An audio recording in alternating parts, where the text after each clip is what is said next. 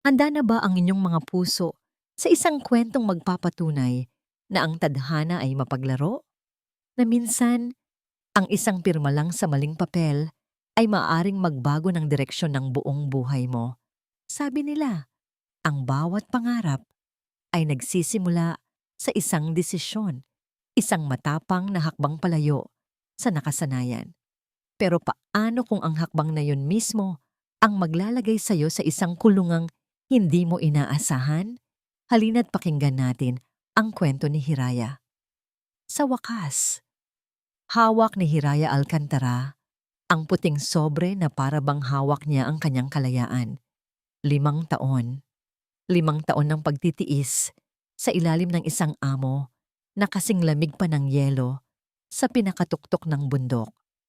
5 taon siyang naging anino sa opisina, isang kaluluwang gumagalaw pero hindi nararamdaman. Ngayon, matatapos na ang lahat.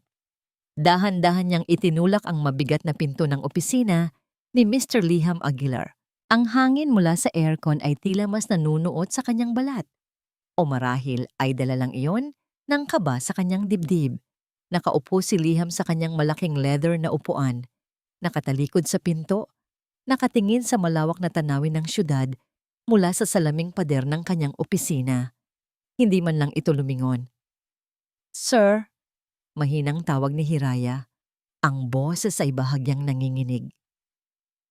"Ilapag mo lang sa mesa," sagot ni Liham. Ang boses ay walang emosyon, kasing paatag ng linyang nakaguhit sa isang papel.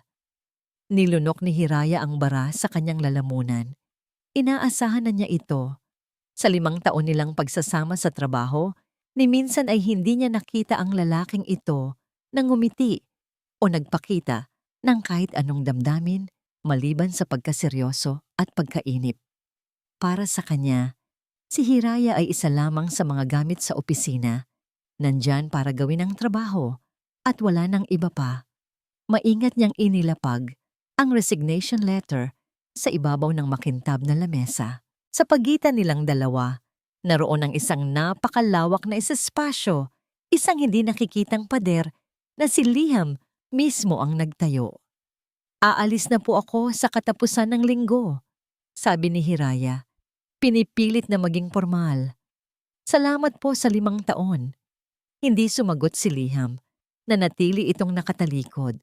Naramdaman ni Hiraya ang pamilyar na kirot ng pagiging balewala. Kahit sa huling araw niya, hangin pa rin ang tingin nito sa kanya. Tumalikod na siya at nagsimulang maglakad palabas. Bawat hakbang ay mas magaan kaysa sa nauna. Malapit na. Malapit na niyang maabot ang kanyang Hiraya, ang kanyang pangarap sa Japan. Kaya naman laking gulat niya kinabukasan nang maabutan niya ang buong opisina na may nakasabit na banner, "Bon voyage, Hiraya. We will miss you." Hindi makapaniwala si Hiraya. Isang sorpresa. Para sa kanya, ang mga kasamahan niya sa trabaho ay masayang lumapit sa kanya. May dalang maliit na cake at mga regalo. Naluha siya sa tuwa. Sa loob ng 5 taon, sila ang naging pamilya niya. Ang mga karamay niya sa bawat pagsuplado ni Sir Liham.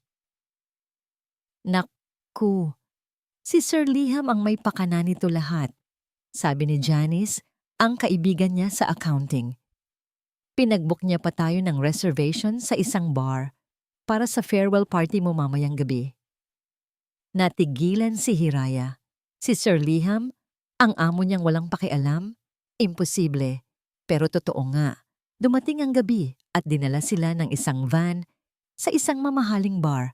Naroon ang lahat, maliban sa isa, si Liham Aguilar. Baka nagbayad lang yon pero hindi na pupunta. Bulong niya sa sarili at gumaan ang kanyang pakiramdam. Nagkatuwaan sila. Inuman, kantahan. Pinainom siya ng mga kasamahan niya.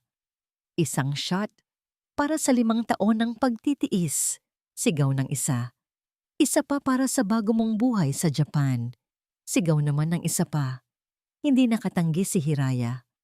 Ang pait ng alak ay simbolo ng pait na iiwanan niya. At ang bawat lagok ay isang hakbang palapit sa matamis na pangarap. Ilang oras ang lumipas. Umiikot na ang kanyang paningin. Ang mga ilaw sa paligid ay nagsasayaw at ang mga tawanan ay parang alingawngaw na lang sa kanyang tainga. Hinang-hina na siya at gusto na niyang umuwi. At doon, sa gitna ng malabong paningin niya, nakita niya ang isang pamilyar na figura na papalapit. Matangkad, nakasuot ng itim na suit, at may aurang nagpapatahimik sa lahat ng ingay. Si Liham Aguilar, umupo ito sa tapat niya. Ang mga kasamahan nila ay tila biglang natauhan at dahan-dahang nagpaalam, nag-iwan sa kanilang dalawa sa lamesa. "Enjoying your last night?" tanong ni Liham. Ang boses ay kasing lamig pa rin ng dati, pero may kakaibang diin. Tumangulang si Hiraya. Hindi na niya kayang magsalita ng diretsyo. Nahihilo siya. May inilapag si Liham na isang folder sa lamesa at binuksan ito sa harap niya. Isang makapal na dokumento. "Kailangan mong pirmahan to para makumpleto ang final pay at clearance mo," sabi niya. Inabot sa kanya ang isang ballpen. "Standard procedure." Tiningnan ni Hiraya ang papel. Ang mga letra ay nagsasayaw sa kanyang paningin. Nakita niya ang pangalan niya, ang pangalan ng kumpanya, at isang mahabang blangkong linya sa ilalim. Clearance. Final pay. Iyon lang ang naintindihan ng lasing niyang isip. Gusto na niyang matapos ang lahat. "Sige po," usal niya. Ginigiyahan ng kamay ni Liham. Kinuha niya ang ballpen. Ang bigat. Hinanap ng kanyang kamay ang linya. Sa wakas, naiguhit niya ang kanyang pirma. Isang magulo, halos hindi mabasa, pero pirma pa rin niya. "Good," sabi ni Liham, at mabilis na isinara ang folder. "Ako na ang bahala sa'yo. Umuwi ka na." Iyon lang at tumalikod na ito. Naglaho sa dilim ng bar. Lumipas ang 2 araw na parang panaginip. Nakatayo na si Hiraya sa harap ng immigration counter sa NAE. Hawak niya ang kanyang passport at plane ticket. Ang puso niya ay kumakabog sa halo-halong kaba at pananabik. Ito na talaga. Inabot niya sa immigration officer ang kanyang mga dokumento. Ngumiti ang babae at sinimulan ang proseso. Ngunit biglang kumunot ang noo nito. Tinitigan nito ang screen ng computer, tapos ay tiningnan si Hiraya. Iniskan ulit ang passport niya. "Sandali lang po, ma'am," sabi ng officer. Nagsimulang kabahan si Hiraya. "May problema po ba?" Hindi sumagot ang officer. May tinawagan ito sa telepono at may ibinulong. Maya-maya pa, may dumating na isa pang opisyal. Pinag-usapan nila ang nakikita sa computer. Ang mga pasahero sa likod ni Hiraya ay nagsisimula ng magbulungan. "Miss Hiraya Alcantara?" tanong ng bagong dating na opisyal. Ang boses ay seryoso. "Oo po," sagot niya. Nanginginig na ang mga kamay. Final boarding call for flight JL746 to Narita, Japan. Narinig niya ang tawag para sa flight niya. Ang puso niya ay tila gustong kumawala sa kanyang dibdib. Anong nangyayari? Tumingin sa kanya ang opisyal. Ang mukha ay walang ekspresyon. "Ma'am, pasensya na po," sabi nito sa isang formal at tiyak na boses. "Hindi po kayo pwedeng umalis ng bansa." Gumuho ang mundo ni Hiraya. Ano po? Bakit po? May nagawa po ba akong mali?" Tinitigan siya ng opisyal. "Base po sa records namin, sa NSO at sa system, ma'am, kasal na po kayo." Natigilan si Hiraya.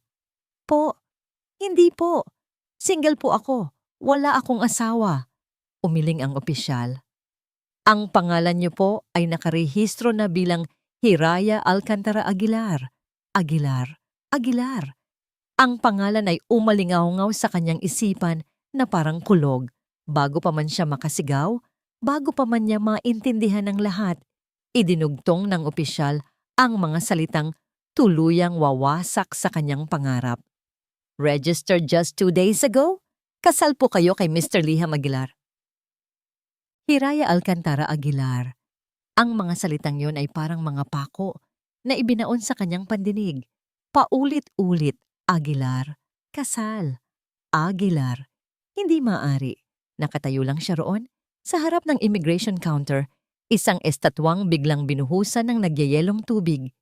Ang ingay ng airport ay tila humina at naging isang ugong na lang.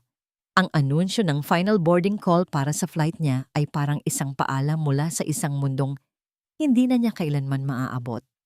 Ang pangarap niya, ang kanyang hiraya, ay naglalaho na parang usok sa bawat segundong lumilipas. "Ma'am, kailangan niyo na pong tumabi sa linya," sabi ng opisyal. Ang boses ay may bahid na ng pagkainip. Pero hindi gumagalaw ang mga paa ni Hiraya. Paano siya gagalaw kung ang pundasyon ng buong pagkatao niya ay biglang gumuho?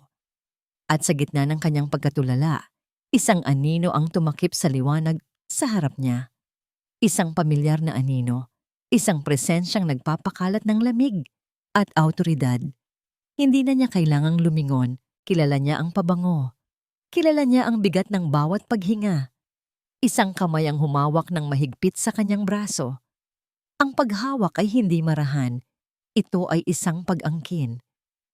"Let's go!"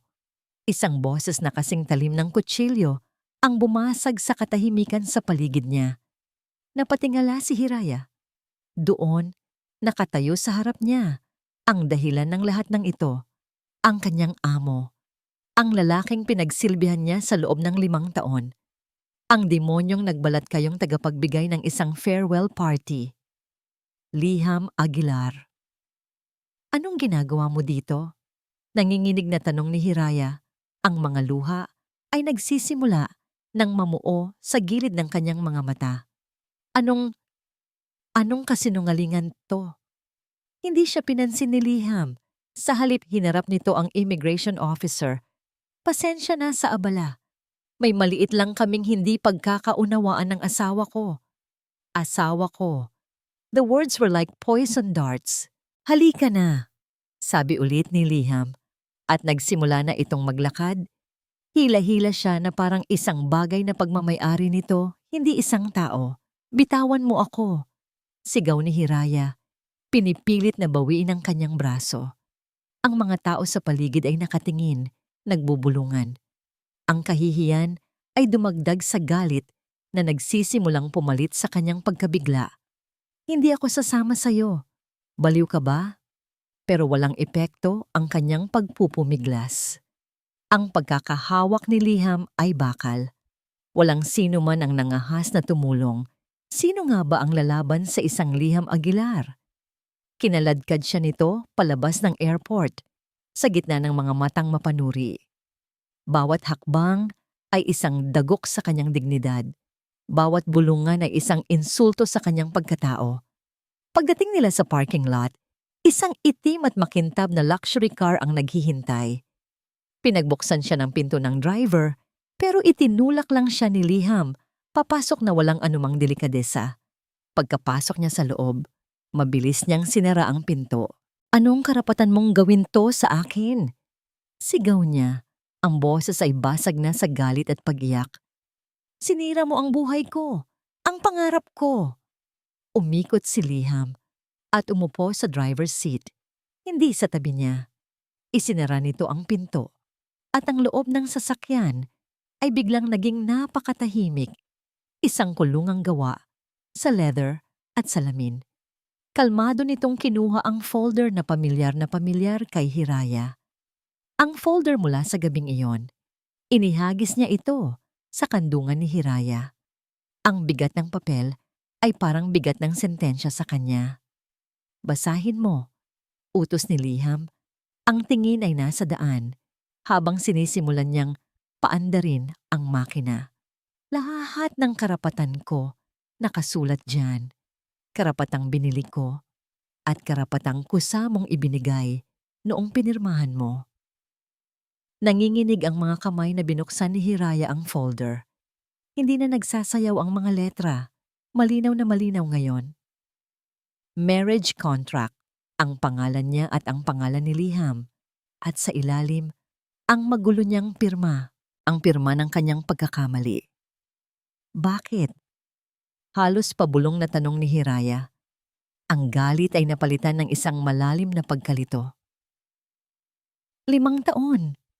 5 taon na parang hangin lang ako sa'yo. Bakit ako? Bakit sa ganitong paraan? Iniliko ni Liam ang sasakyan palabas ng airport. Dahil kailangan ko ng asawa at kailangan ko ng isang taong hindi ko kontra. Isang taong sanay nang sumunod sa utos ko. You fit the profile perfectly, Miss Alcantara. Or should I say, Mrs. Aguilar. Ang bawat salita ay isang sampal. Isa siyang profile.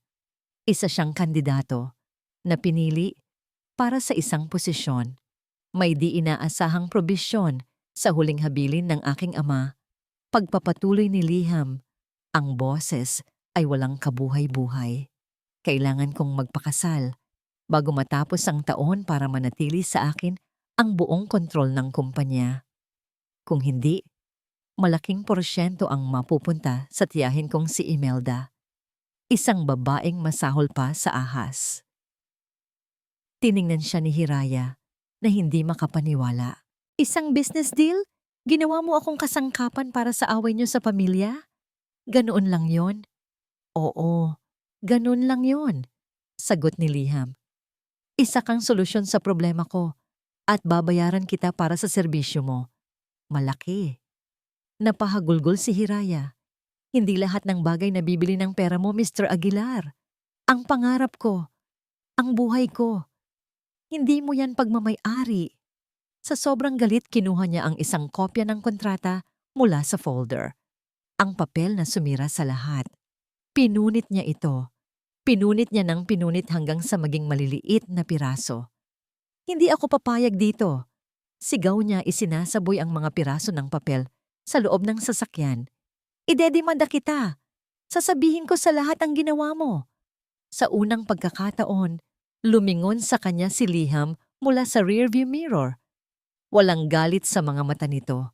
Walang takot. Tanging lamig. Isang nakakakilabot na katahimikan. Gawin mo ang gusto mo, sabi nito. Pero hawak ko ang orihinal na kopya, notarized at legally binding. Sa mata ng batas, asawa kita. At sa oras na mag-iskandalo ka, sisiguraduhin kong malalaman ng lahat ng kumpanya sa Pilipinas at sa Japan kung anong klaseng empleyado ka. Wal kang makukuhang trabaho kahit saan. Isang banta. Isang tiyak na banta. Napasandal si Hiraya sa upuan, ang lahat ng lakas ay tila hinigop mula sa kanyang katawan. Wala siyang laban. Isang hamak na sekretarya laban sa isang bilyonaryong kayang kontrolin ang lahat. Tapos na ang laban bago pa man magsimula. Wala nang pag-asa. Sa gitna ng mabigat na katahimikan, biglang nagring ang telepono ni Hiraya. Ang tunog ay napakatinis, napaka-inosente sa loob ng kulungang iyon. Nanginginig niyang kinuha ito mula sa kanyang bag. Ang pangalan ng kapitbahay nilang si Aling Nena ang nasa screen. Sinagot niya ito. Ang boses ay paos. Hello, Aling Nena? Ang narinig niya sa kabilang linya ay hindi isang simpleng pangungumusta. Ito ay isang sigaw. Isang sigaw na puno ng takot at pagkasindak. Hiraya, nasaan ka, iha? Umuwi ka na. Bilis! Ang bahay ninyo nasusunog. Ang bahay ninyo nasusunog. Ang isang salita ay sapat na para durugin ang anumang natitirang lakas sa katawan ni Hiraya. Nabitawan niya ang kanyang telepono. Bumagsak ito sa malambot na carpet ng sasakyan nang walang tunog. Pero sa isipan niya, ang pagbagsak na yon ay kasing lakas ng isang pagsabog. Inay! Itay! Usal niya. Ang boses ay isang mahinang-mahinang bulong. Hindi siya makahinga. Ang hangin sa loob ng mamahaling sasakyan ay biglang naging napakakapal. Parang lason na unti-unting pumapatay sa kanya. Ang kaninang galit niya kay Liam, ang pagkapuot, ang paghihimagsik. Lahat ay biglang naglaho, napalitan ng isang uri ng takot na mas malalim at mas masakit. Isang takot na hindi para sa sarili niya, kundi para sa mga taong pinakamamahal niya sa mundo. Napansin ni Liham ang biglaang pagbabago sa kanya. Mula sa salamin, nakita nito ang panlalaki ng kanyang mga mata at ang pagkawala ng kulay sa kanyang mukha. Anong nangyari? Tanong nito. Ang boses ay may bahid ng pagkaalerto, hindi simpatsya. Ang bahay, ang bahay namin, hindi niya matapos ang pangungusap. Ang mga salita ay ayaw lumabas. Iwinasiwas niya ang kanyang kamay, itinuturo ang daan pauwi sa kanila sa San Pag-asa, isang lugar na ang pangalan ay isa na ngayong malupit na biro ng tadhana. Dalian mo, parang awa mo na. Sa unang pagkakataon, hindi nagtanong si Liham. Isang matalas na U-turn ang ginawa nito sa gitna ng daan. Ang mga gulong ay umalingit-ngit sa semento. Ang sasakyan ay humarurot. Ang bilis ay higit pa sa itinakda ng batas. Wala nang pakialam si Hiraya. Ang tanging nasa isip niya ay ang makauwi. Habang papalapit sila sa kanilang lugar, ang amoy ng usok ay nagsimulang pumasok sa loob ng sasakyan. Isang pamilyar, nakakasulasok na amoy ng nasusunog na kahoy at plastik. Kasabay nito, ang tunog ng mga sirena ng bumbero ay papalakas ng papalakas. Pagliko nila sa kanilang kanto, bumungad sa kanila ang isang tanawing hinding-hindi na mabubura sa isipan ni Hiraya habang buhay. Ang bahay nila, ang maliit na bahay na puno ng pangarap at alaala. Ang tanging yaman na mayroon sila. Ngayon, isa na lamang itong malaking nag-aapoy na siga. Ang mga bumbero ay abala sa pag-apula ng apoy, pero huli na ang lahat. Ang bubong ay bumagsak na. Ang mga bintana ay basag. Ang hardin ng kanyang ina ay natutupok ng apoy.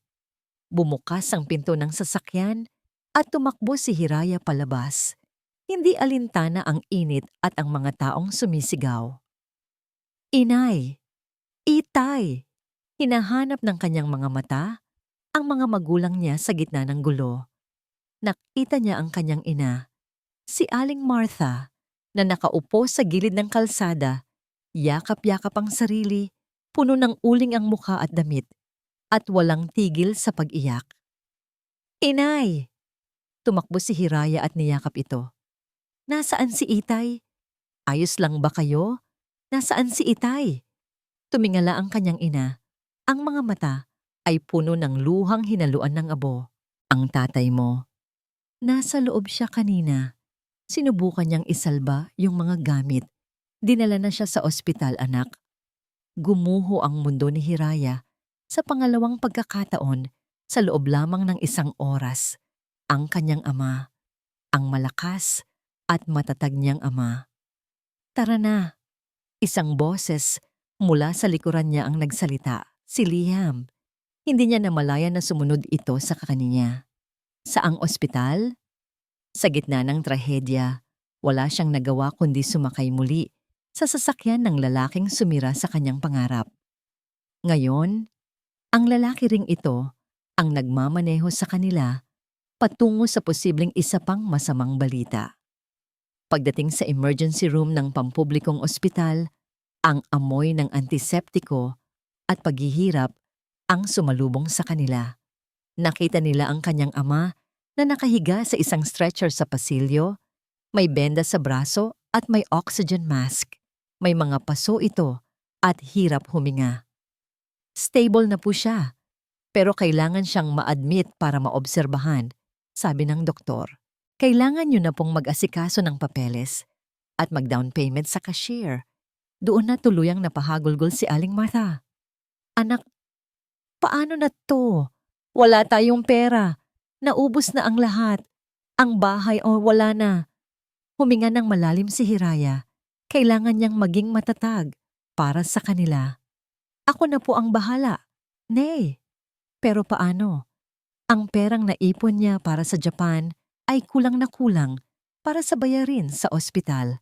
Hinila siya ng kanyang ina sa isang sulok. Anak, may kailangan akong sabihin sa'yo.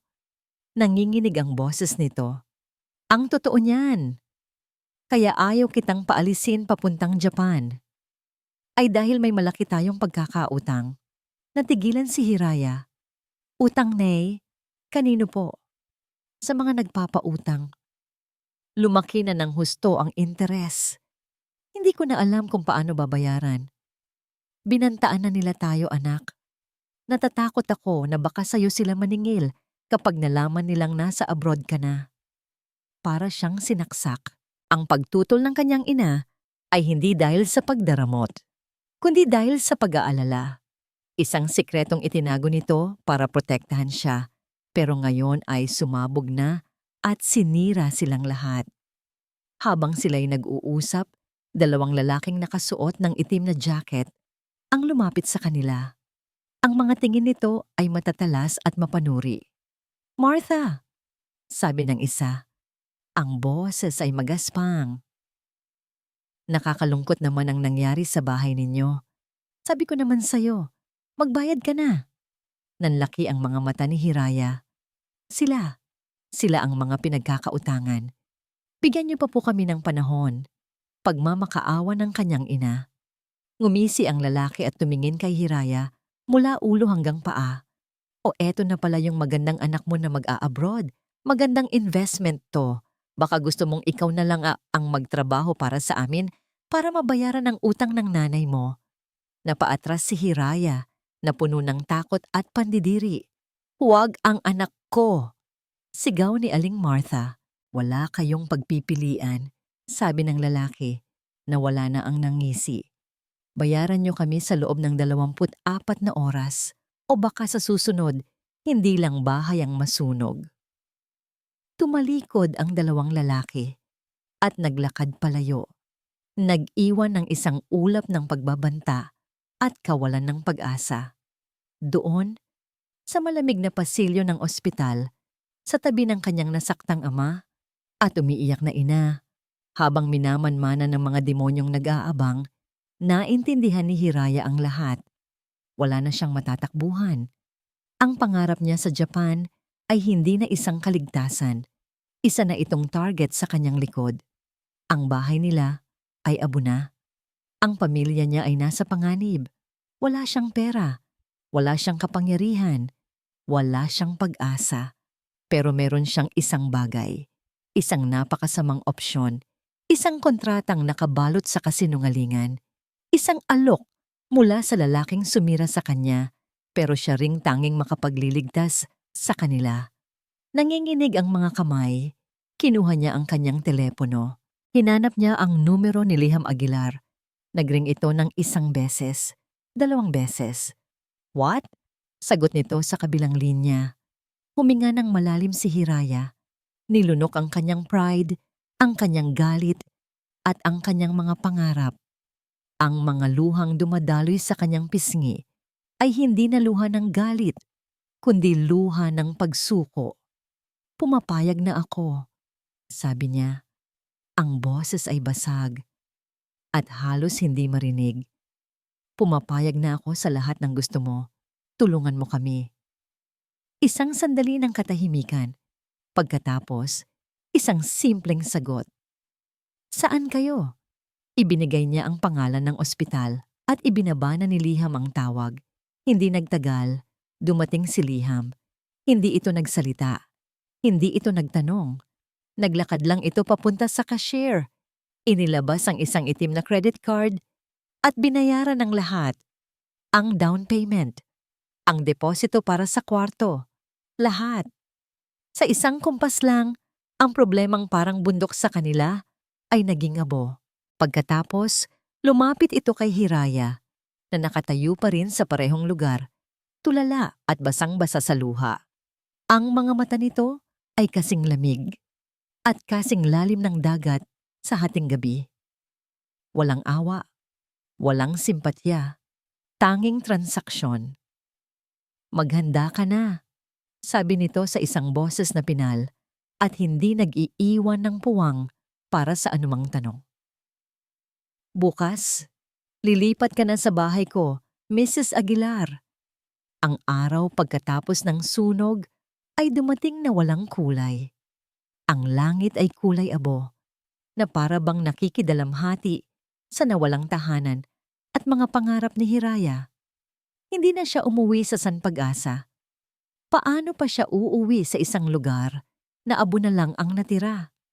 Iniwan niya ang kanyang ina sa ospital para magbantay sa kanyang ama, na ngayon nailipat na sa isang pribadong silid, isang luho na binayaran ng pera ni Liham. Bago siya umalis, mahigpit siyang niyakap ng kanyang ina. "Anak, patawarin mo ako," humagulgol si Aling Martha. "Hindi ko sinasadyang ilagay ka sa ganitong sitwasyon." Hinigpitan ni Hiraya ang yakap, kahit na ang puso niya ay manhid na sa sakit. "Hindi niyo po kasalanan, Nay. Magiging maayos din po ang lahat." Isang kasinungalingan. Isang matamis na kasinungalingan para pagaanin ang loob ng ina, kahit na ang sarili niyang loob ay basag na. Isang itim na sasakyan, iba sa sinakyan nila kahapon, ang sumundo sa kanya sa ospital. Walang imikan sa loob. Ang driver ay hindi nagsasalita. Si Hiraya naman ay nakatingin lang sa labas ng bintana, pinapanood ang pamilyar na mga tanawin ng syudad na unti-unting napapalitan ng mga malalaking pader at matataas na bakod ng isang eksklusibong subdivision. Huminto ang sasakyan sa harap ng isang napakalaking gate na itim. Nagbukas ito ng kusa na parang bibig ng isang halimaw na handa siyang lamunin, at sa dulo ng isang mahabang driveway, bumungad sa kanya ang bahay. Hindi ito isang bahay, isa itong mansyon. Moderno ang disenyo, gawa sa salamin, bakal at bato. Napapaligiran ito ng isang hardin na perpekto ang pagkakaayos pero walang bulaklak. Tanging mga lunti ang halaman at mga batong inukit. Maganda ito, pero walang buhay. Malamig. Tulad ng may-ari nito. Pinagbuksan siya ng pinto ng driver. Pagbaba niya, isang linya ng mga kasambahay na nakauniporme ang sumalubong sa kanya. Lahat sila ay nakayuko. Walang nagsasalita. Ang hangin ay mabigat sa katahimikan at formalidad. Pakiramdam niya ay hindi siya ang bagong ginangnang bahay, kundi isang bilanggo na inilipat sa isang bagong selda. "Welcome home, Mrs. Aguilar." Ang boses ay hindi galing kay Liham. Galing ito sa isang babaeng nakatayo sa tuktok ng grandiosong hagdanan. Matangkad ito, nasa mga huling bahagi na ng kanyang edad 50. Nakasuot ng isang eleganteng pulang bestida na bumabagay sa kanyang maputing balat. Ang kanyang buhok ay perpektong nakaayos at ang kanyang mga alahas ay kumikinang kahit sa madilim na pasilyo. May hawak siyang isang kupita ng alak kahit na umaga pa lang. Ang kanyang ngiti ay hindi umabot sa kanyang mga mata. Ang kanyang mga mata, sa katunayan, ay sinusuri si Hiraya mula ulo hanggang paa na para bang tinitingnan ang isang insektong naligaw sa kanyang mamahaling tahanan. "Ako si Imelda Aguilar." Pagpapakilala nito, dahan-dahang bumababa sa hagdan. "Tita ng aking pamangkin, at ikaw siguro ang sorpresa." Ang pagkakasabi niya sa salitang sorpresa ay puno ng pang-aalipusta. Hindi alam ni Hiraya ang sasabihin. Yumuko na lang siya ng bahagya. Ito pala ang Tita Imelda, ang ahas, ayon kay Liham. "Huwag kang mahiya, iha," sabi ni Imelda. Lumapit ito at hinawakan ng baba ni Hiraya. Itinaas ang mukha niya. Ang mga kuko nito ay mahahaba at kulay dugo. "Tinitingnan ko lang kung ano ang nakita sa'yo ng pamangkin ko. Simple, masyadong simple." Binitawan nito ang kanyang baba na parang isang maruming bagay. "Where is she from, Liham?" tanong ni Imelda, pero ang tanong ay hindi para kay Liham, kundi para sa hangin. At doon lang napansin ni Hiraya na nakatayo pala si Liham sa may pinto ng sala, tahimik na nanonood sa eksena. "She's my wife, tita. That's all you need to know," sagot ni Liham. Ang boses ay malamig at may babala. Ngumisi si Imelda. "Wife? Ang bilis naman.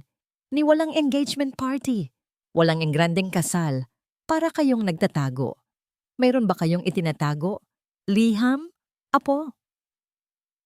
Manang Lydia, tawag ni Liham, hindi pinapansin ang tanong ng kanyang tiyahin. Ihatid mo si Hiraya sa kanyang silid. Isang matandang kasambahay ang lumapit kay Hiraya. This way po, ma'am. Sumunod si Hiraya. Gustong-gusto nang makalayo sa titig ni Imelda. Habang paakyat sila sa hagdan, narinig niya ang huling salita ni Imelda para kay Liham. She won't last. Mark my words. Ang silid na ibinigay sa kanya ay mas malaki pa sa buong bahay nila sa San Pag-asa.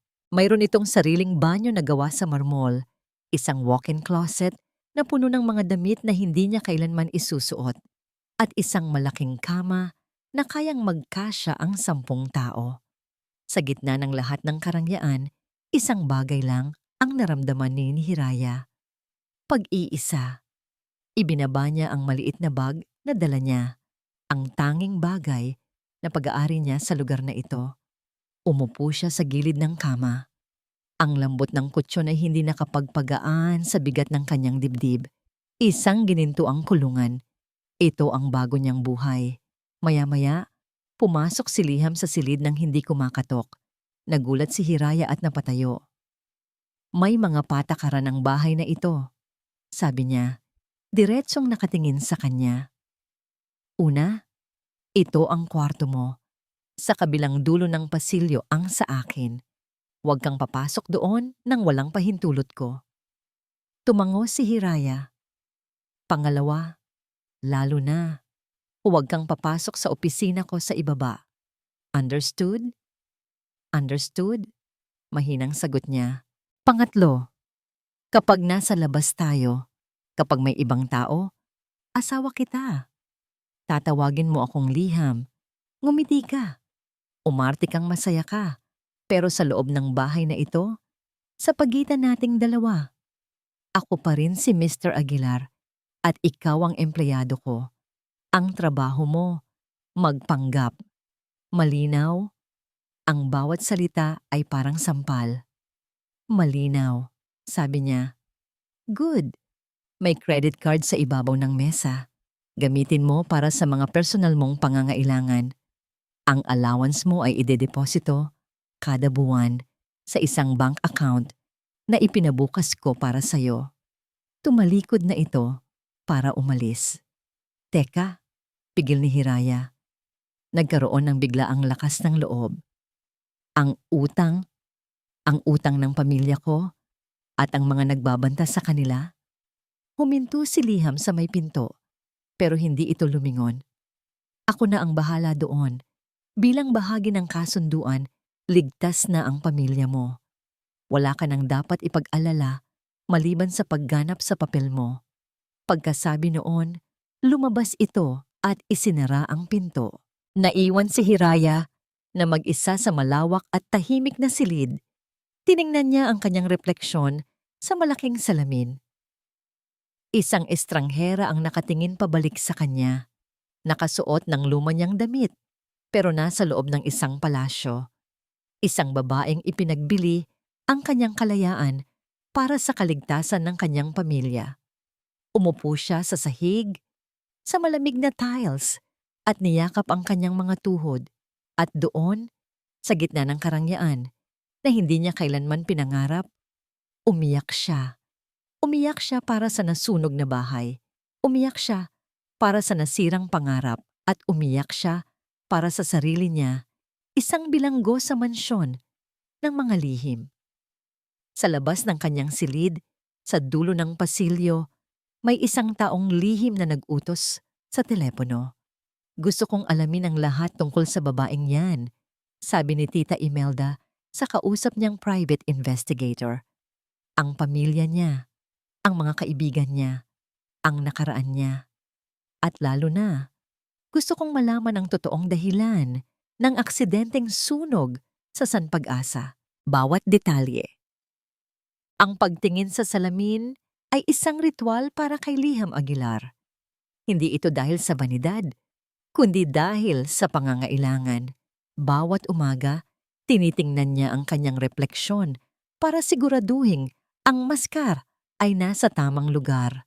Walang emosyon, kontrolado, perpekto. Ang negosyo ay isang digmaan at ang mukha niya ang kanyang unang linya ng depensa. Ngayong gabi, ang digmaan ay hindi sa boardroom, kundi sa isang ballroom, ang taunang charity gala ng Aguilar Group. Isang gabi ng mga peking ng ngiti, mga transaksyong nakatago sa likod ng mga papuri, at mga matang mapanuri na naghahanap ng kahit anong kahinaan. At ngayong gabi, may bago siyang kahinaan. O sa halip, isang bagong armas na kailangan niyang ipakilala. Tiningnan niya ang babaeng naghihintay sa paanan ng hagdanan.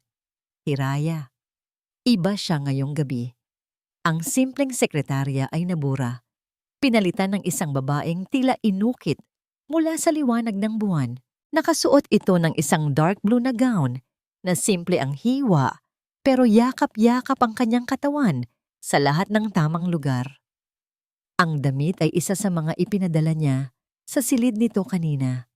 Ang buhok niya ay nakatali sa isang eleganteng ayos, naglalantad sa kanyang leeg at balikat. May suot itong isang simpleng kwintas na may diamante, isang palamuti na pinili niya hindi dahil sa ganda, kundi dahil sa presyo.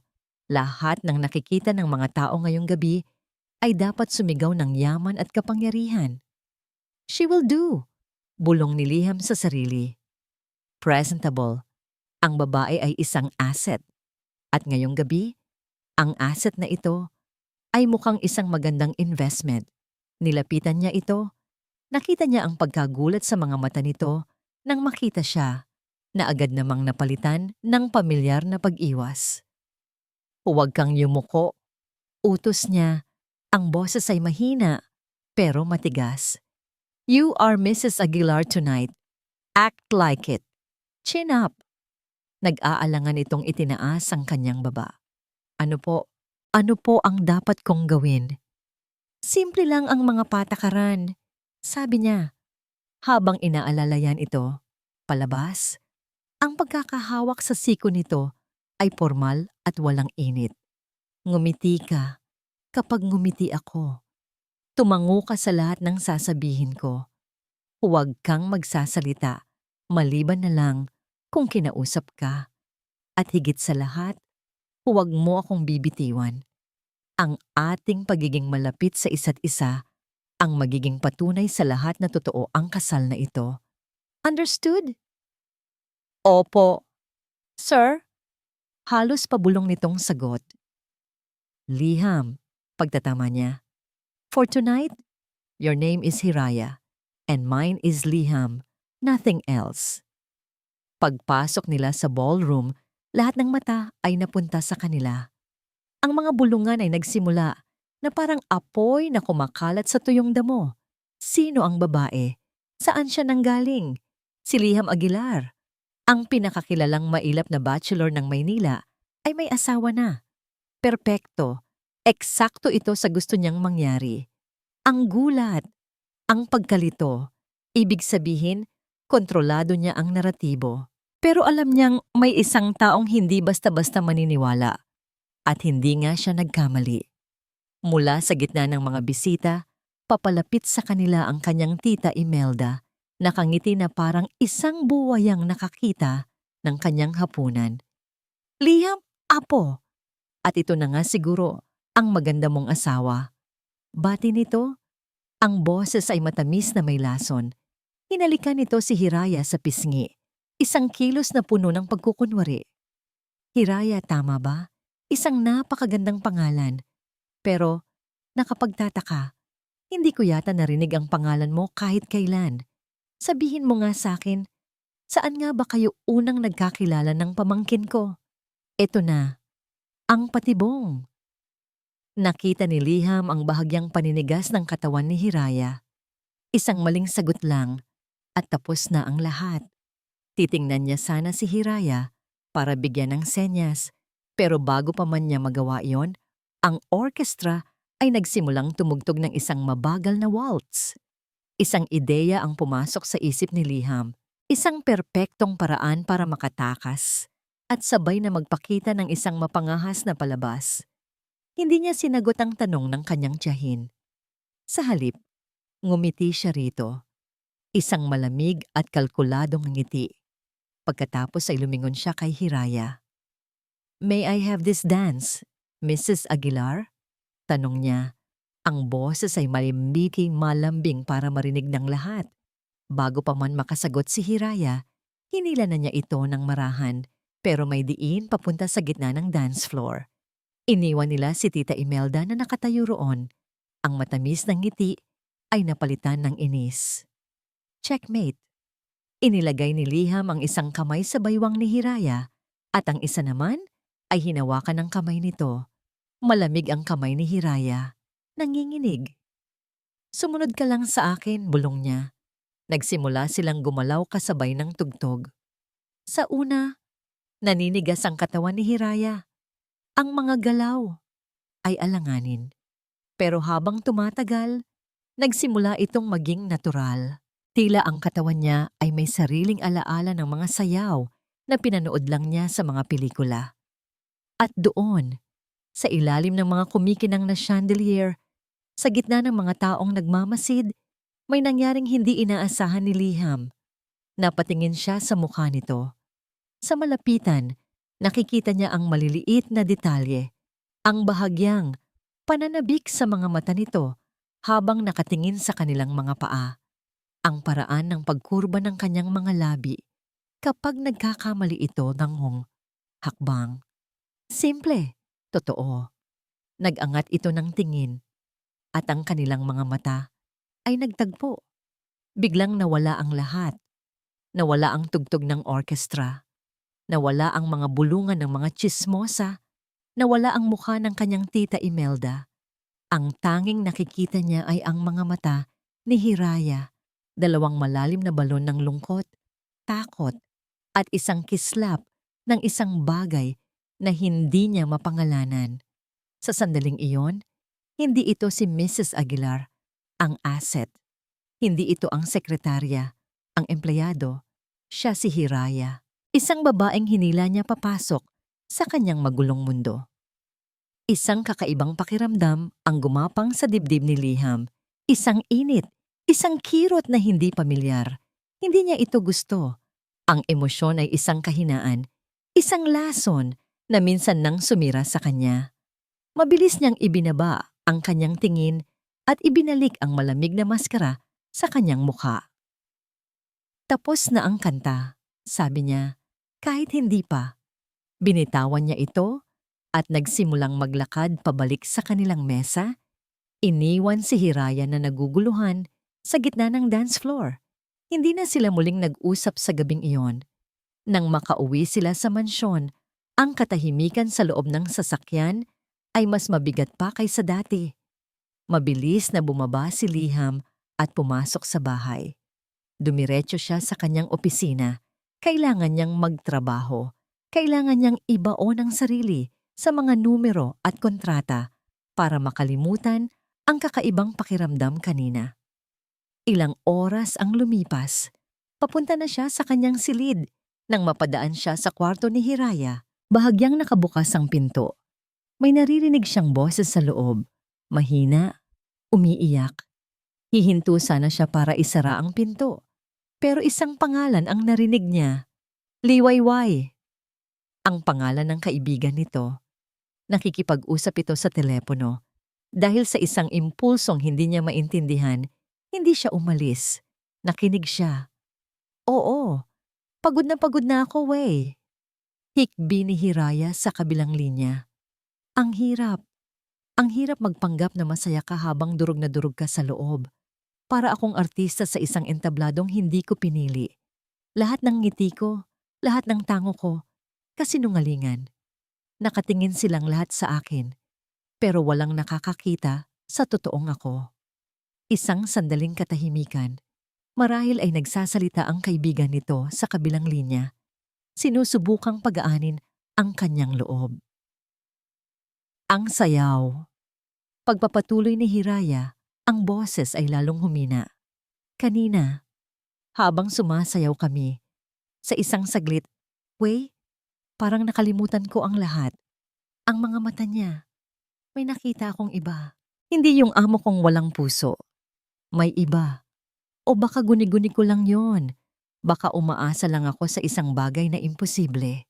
Napatigil si Liham. Ang pag-uusap na ito ay hindi na tungkol sa negosyo. Ito ay personal, pribado. Dapat na siyang umalis. Pero ang mga paa niya ay tila naipako sa kinatatayuan. Pero pagkatapos noon, bigla na lang siyang bumalik sa dati. Sabi ulit ni Hiraya, ang boses ay puno ng pait. Mas malamig pa kaysa dati. Para akong isang laruan na binitawan niya pagkatapos paglaruan. Hindi ko na kaya to, Wei. Hindi ko alam kung hanggang kailan ko kakayanin ang ganitong buhay. Hindi ko na kaya to. Ang mga salitang iyon ay tumama kay Liham na parang suntok sa sikmura. Naramdaman niya ulit ang kakaibang kirot sa kanyang dibdib, pero ngayon ay mas matindi. Ito ba ay awa? O guilt? Hindi niya alam. Ang alam niya lang, ang babaeng umiiyak sa loob ng silid ay hindi lang isang asset o isang solusyon. Isa siyang tao. Isang taong sinira niya ang buhay para sa sarili niyang kapakanan. Isang tao na sa isang saglit, sa gitna ng sayaw, ay nagparamdam sa kanya ng isang bagay na matagal na niyang ibinaon at kinalimutan. Isang bagay na mapanganib. Mabilis siyang tumalikod, bago pa man may makakita sa kanya. Naglakad siya palayo sa pinto. Ang bawat hakbang ay mas mabigat. Pumasok siya sa kanyang silid at isinara ang pinto ng may kaunting puwersa. Sumandal siya sa pinto, sa dilim ng kanyang kwarto at ipinikit ang kanyang mga mata. Pero ang imahe na nakikita niya ay hindi ang dilim, kundi ang mga mata ni Hiraya na puno ng luha. At ang salitang umalingaw-ngaw sa kanyang isipan ay hindi kontrata o kumpanya, kundi ang hikbi nito. Hindi ko na kaya to. Sa unang pagkakataon sa loob ng maraming taon, naramdaman ni Liham Aguilar ang bigat ng kanyang sariling mga desisyon. At sa gabing iyon, sa kanyang malamig at malawak na kama, hindi siya dinalaw ng antok. Sa halip ang multo ng isang sayaw at ang tunog ng isang nasirang puso ang nagbantay sa kanya hanggang sa mag-umaga.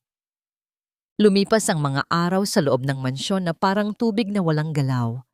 Bawat araw ay may parehong routine. Gigising si Hiraya sa isang silid na hindi niya nararamdaman na kanya. Kakain siya ng almusal ng mag-isa sa isang napakahabang lamesa na sapat para sa isang buong angkan. Maghapon siyang manonood ng TV, magbabasa ng libro, o tatawagan ang kanyang ina para kumustahin ang kalagayan ng kanyang ama, na mabuti naman ay unti-unti nang bumubuti ang lagay. Si Liham ay halos hindi niya nakikita. Maaga itong umaalis at gabi na kung umuwi. Kapag nagkasalubong sila sa pasilyo, isang tipid na tango lang ang ibinibigay nito. Ang init na naramdaman niya o inakala niyang naramdaman niya noong gabing nagsayaw sila ay parang isang panaginip na lang. Ang pader sa pagitan nila ay tila mas tumibay at mas tumaas pa. Ngunit may mga gabing ang katahimikan ng mansyon ay binabasag ng isang tunog. Isang tunog na nagmumula sa silid sa dulo ng pasilyo. Isang gabi, nagising si Hiraya dahil sa uhaw. Dahan-dahan siyang bumangon para kumuha ng tubig sa kusina. Habang naglalakad siya sa madilim na pasilyo, narinig niya ito. Isang sigaw, hindi malakas, pero puno ng paghihirap. "Huwag, bitiwan mo ako, Bianca." Napatigil si Hiraya. Ang boses ay galing sa silid ni Liham. Sumunod pa ang mga ungol na parang nasasaktan. Binabangungot ito at tumatawag ito ng isang pangalan. "Bianca." Sino si Bianca? Ang tanong ay umikot sa kanyang isipan. Ang amo niyang parang bato na walang kinatatakutan ay mayroon palang mga demonyo sa kanyang pagtulog. Isang bahagi niya ang gustong kumatok, ang gustong pumasok at gisingin ito. Pero naalala niya ang utos nito. Huwag kang papasok doon. Kaya nanatili siya sa labas, nakikinig sa katahimikan na muling bumalot sa pasilyo na wala na ang uhaw niya. Bumalik siya sa kanyang silid, pero ang pangalang Bianca ay nanatili sa kanyang isipan. Kinabukasan, may kakaibang nangyari. Pagbaba ni Hiraya para mag-almusal, naabutan niya si Liham sa kusina. Isang pambihirang pagkakataon. Nakatalikod ito, may ginagawa sa stove. Nagulat si Hiraya, marunong pala itong magluto.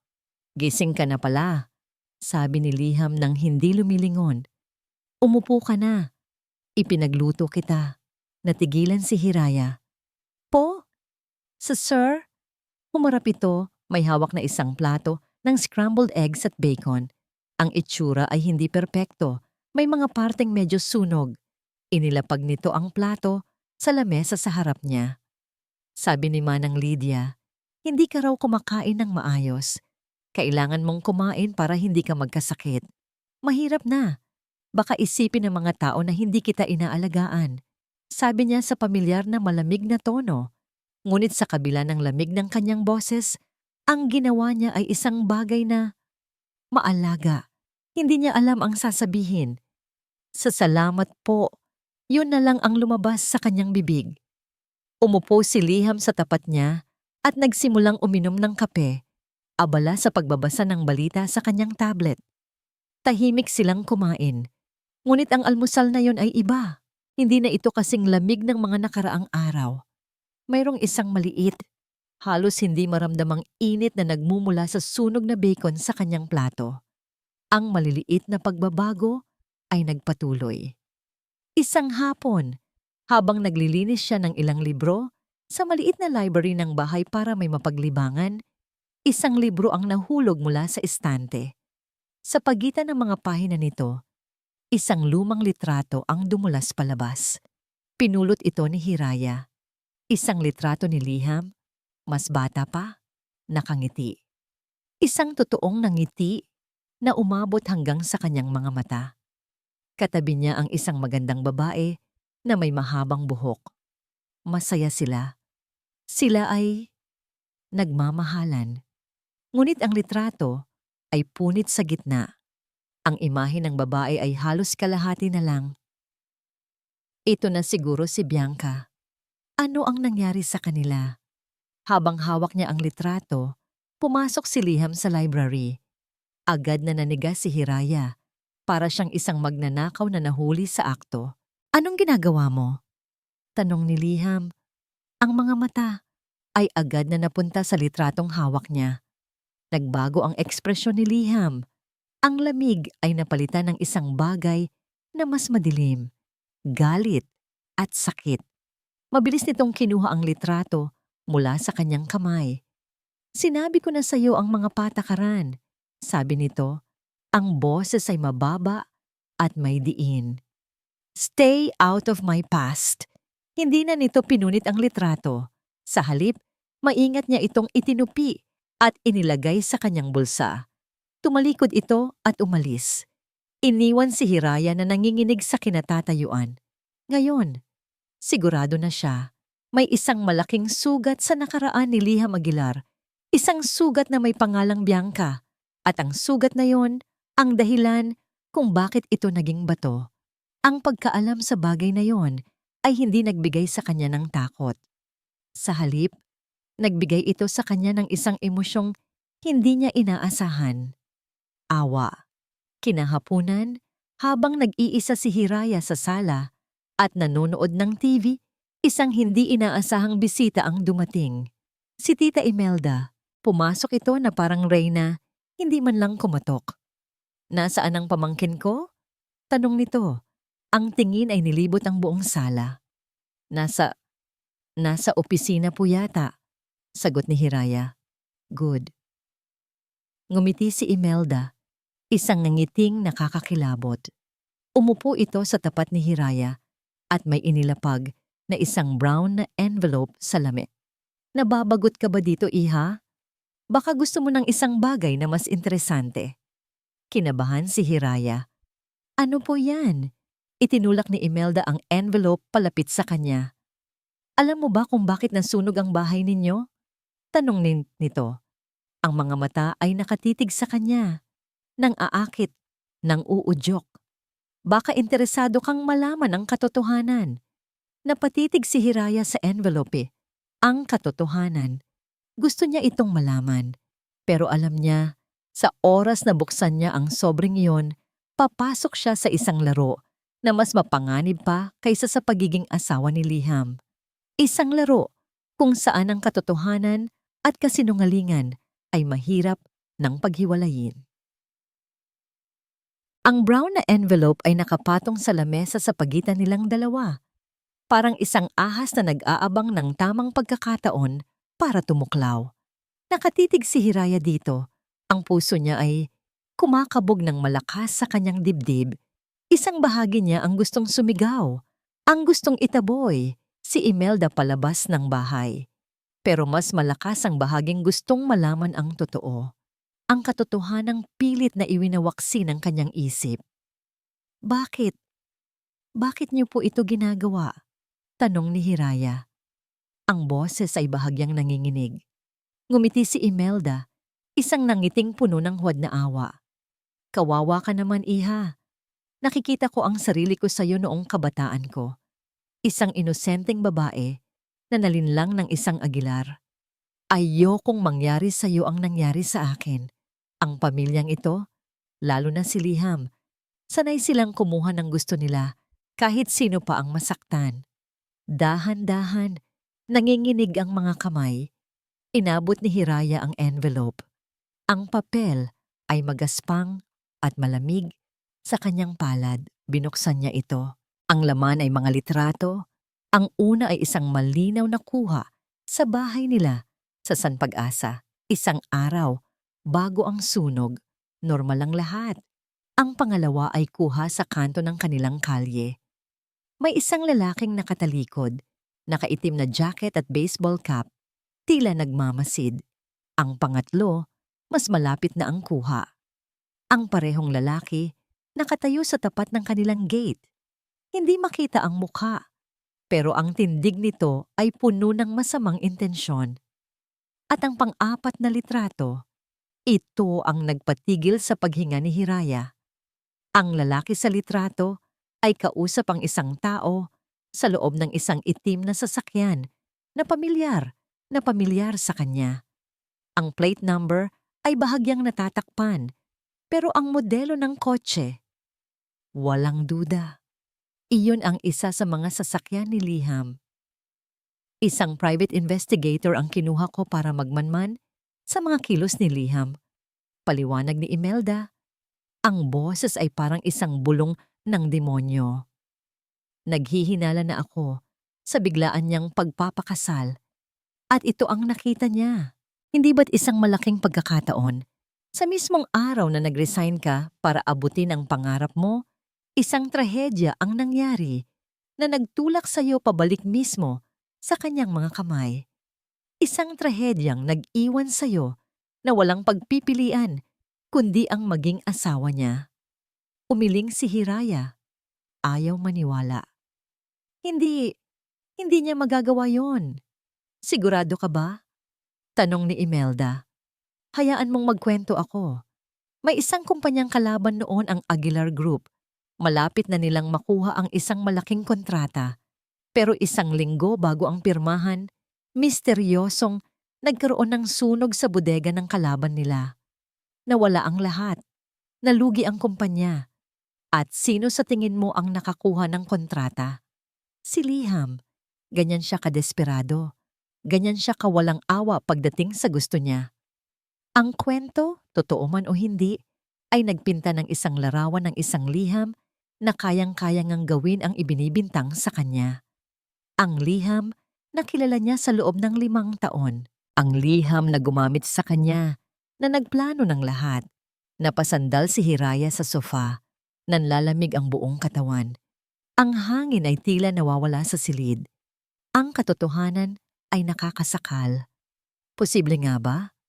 Posible bang ang lalaking nagpakain sa kanya ng almusal, ang lalaking binabangungot tuwing gabi, ay siya ring demonyong sumunog sa kanyang tahanan? Anong gusto niyong mangyari? Tanong ni Hiraya. Ang boses ay basag. Sumandal si Imelda. Ang nangiti ng tagumpay ay nasa kanyang mga labi. Simple lang, Hiraya. Tulungan mo ako at palalayain kita sa kontratang ito. Papaano? Kailangan ko ng patunay na peke ang kasal ninyo. Isang recording ng pag-uusap ninyo, isang dokumento. Kahit ano na magpapatunay na ito ay isang business deal lang. Ibigay mo sa akin at ako na ang bahala sa lahat. Sisirain ko siya. At bilang kapalit, bibigyan kita ng kalayaan mo at sapat na pera para makapagsimula ka ng bagong buhay. Kahit saan mo gusto, malayo sa kanya, malayo sa pamilyang ito.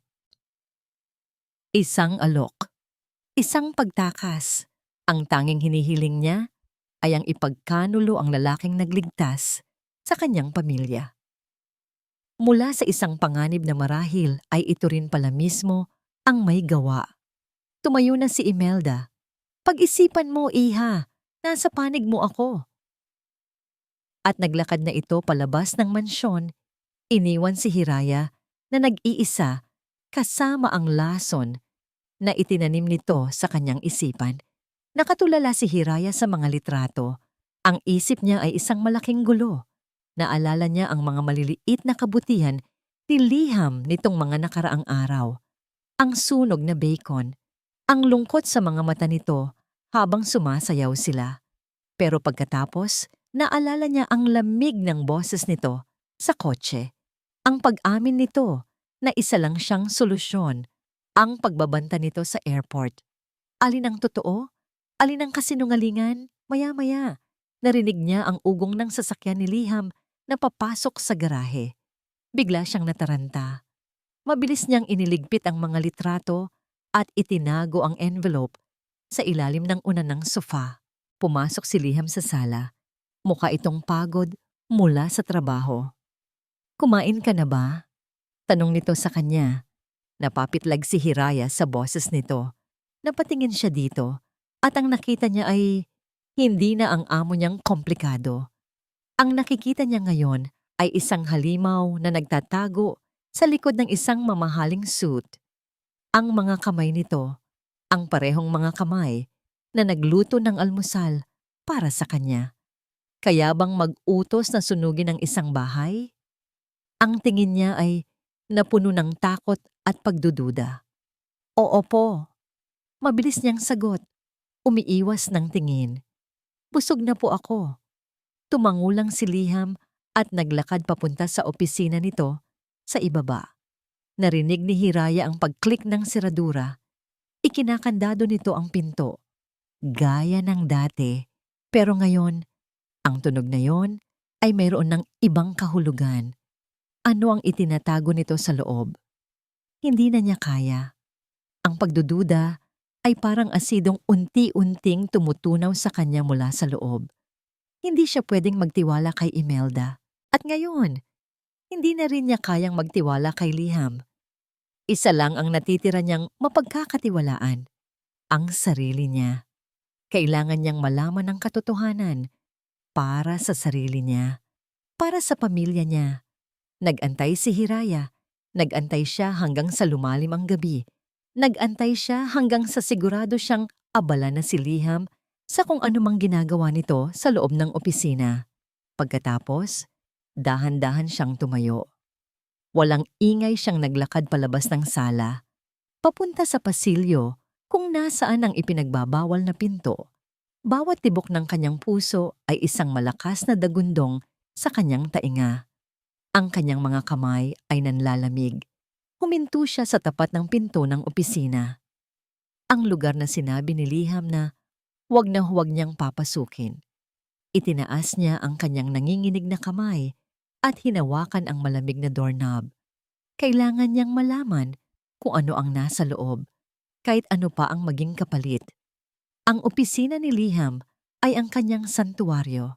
Sa loob ng 4 na sulok na ito, ang lahat ay may lohika. Ang mga numero ay hindi nagsisinungaling. Ang mga kontrata ay may malinaw na mga tuntunin. Ang gulo ng mundo sa labas, ang mga emosyon, ang mga hindi inaasahang pangyayari, ang mga tao ay hindi makakapasok. Ito ang lugar kung saan siya si Liham Aguilar, ang CEO. Hindi ang lalaking binabangungot. Hindi ang lalaking nakaramdam ng kakaiba sa isang sayaw. Kaya naman nang marinig niya ang mahinang pag-ikot ng doorknob, agad na tumaas ang lahat ng kanyang depensa. Walang sino man ang pumapasok dito. Walang sino man ang nangangahas. Dahan-dahang bumukas ang pinto. At sa siwang nito, ang huling taong inaasahan niyang makita ay nakatayo roon. Ang mukha ay nababalot ng anino. Ang mga mata ay nanlalaki sa takot at determinasyon, si Hiraya. "Anong ginagawa mo dito?" tanong ni Liham. Ang boses ay kasing talim ng yelo. Agad siyang napatayo. Hindi sumagot si Hiraya. Sa halip, ang mga mata nito ay nilibot ang opisina, naghahanap. At ang tingin nito ay napunta sa ibabaw ng kanyang mesa. Sa isang folder na nakapatong doon, isang folder na may markang Alcantara Family Case. Sa isang iglap, lahat ng piraso ay nagkabit-kabit sa isipan ni Liham. Ang pag-iwas nito kanina, ang takot sa mga mata nito, at ngayon, ang paglabag nito sa pinakamahalaga niyang patakaran. May nag-utos sa kanya, may nagtanim ng lason sa isipan niya, at isa lang ang taong gagawa niyon. Si Imelda. "Siya ba ang nag-utos sa'yo?" tanong ni Liham. Ang boses ay mababa at puno ng panganib. "Ang tita ko ba ang nagpadala sa'yo dito para maghanap ng ebidensya?"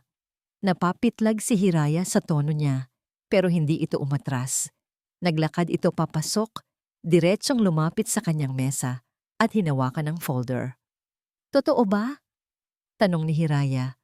Ang boses ay nanginginig, pero puno ng akusasyon. "Totoo bang ikaw? Ikaw ba ang nagpasunog ng bahay namin?" Ang tanong ay isang sampal.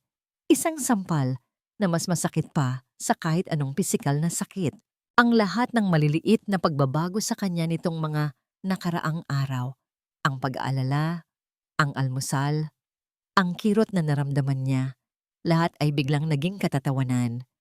Habang siya ay unti-unting nagbubukas ng pinto, ito naman pala ay may hawak ng patalim sa likod.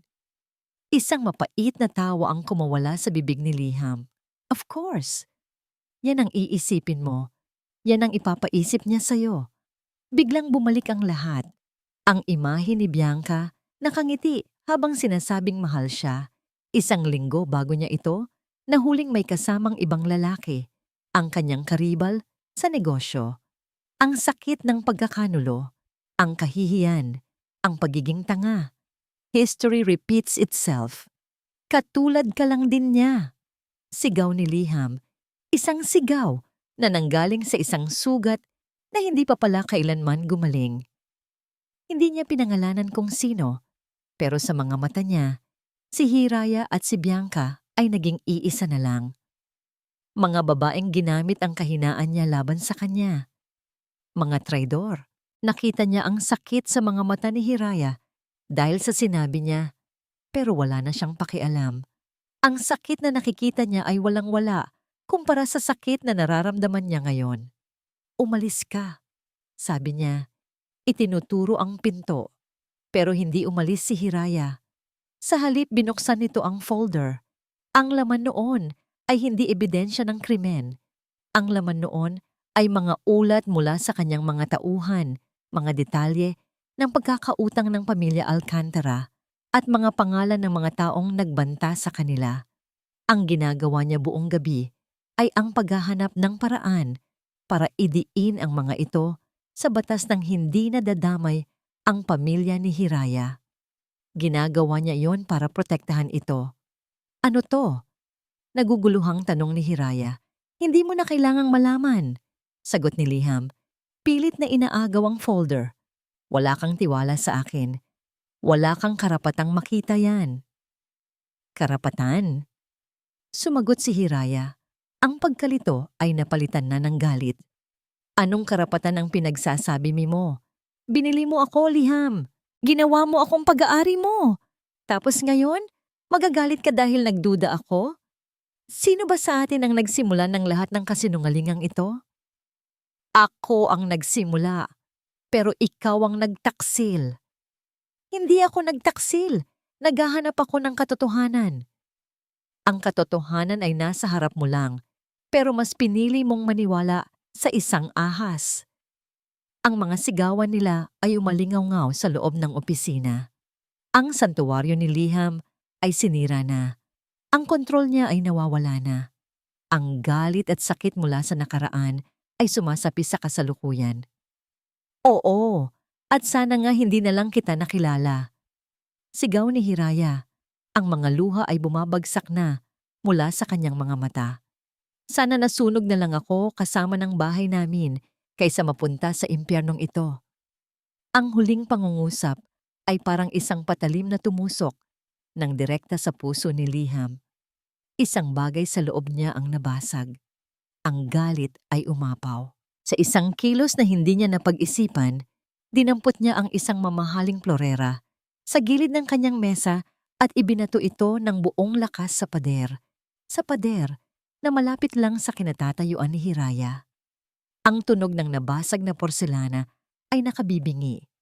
Ang mga piraso nito ay tumalsik sa sahig. Napasigaw si Hiraya at napaurong. Ang takot ay malinaw na ngayon sa kanyang mukha. Natahimik ang buong silid.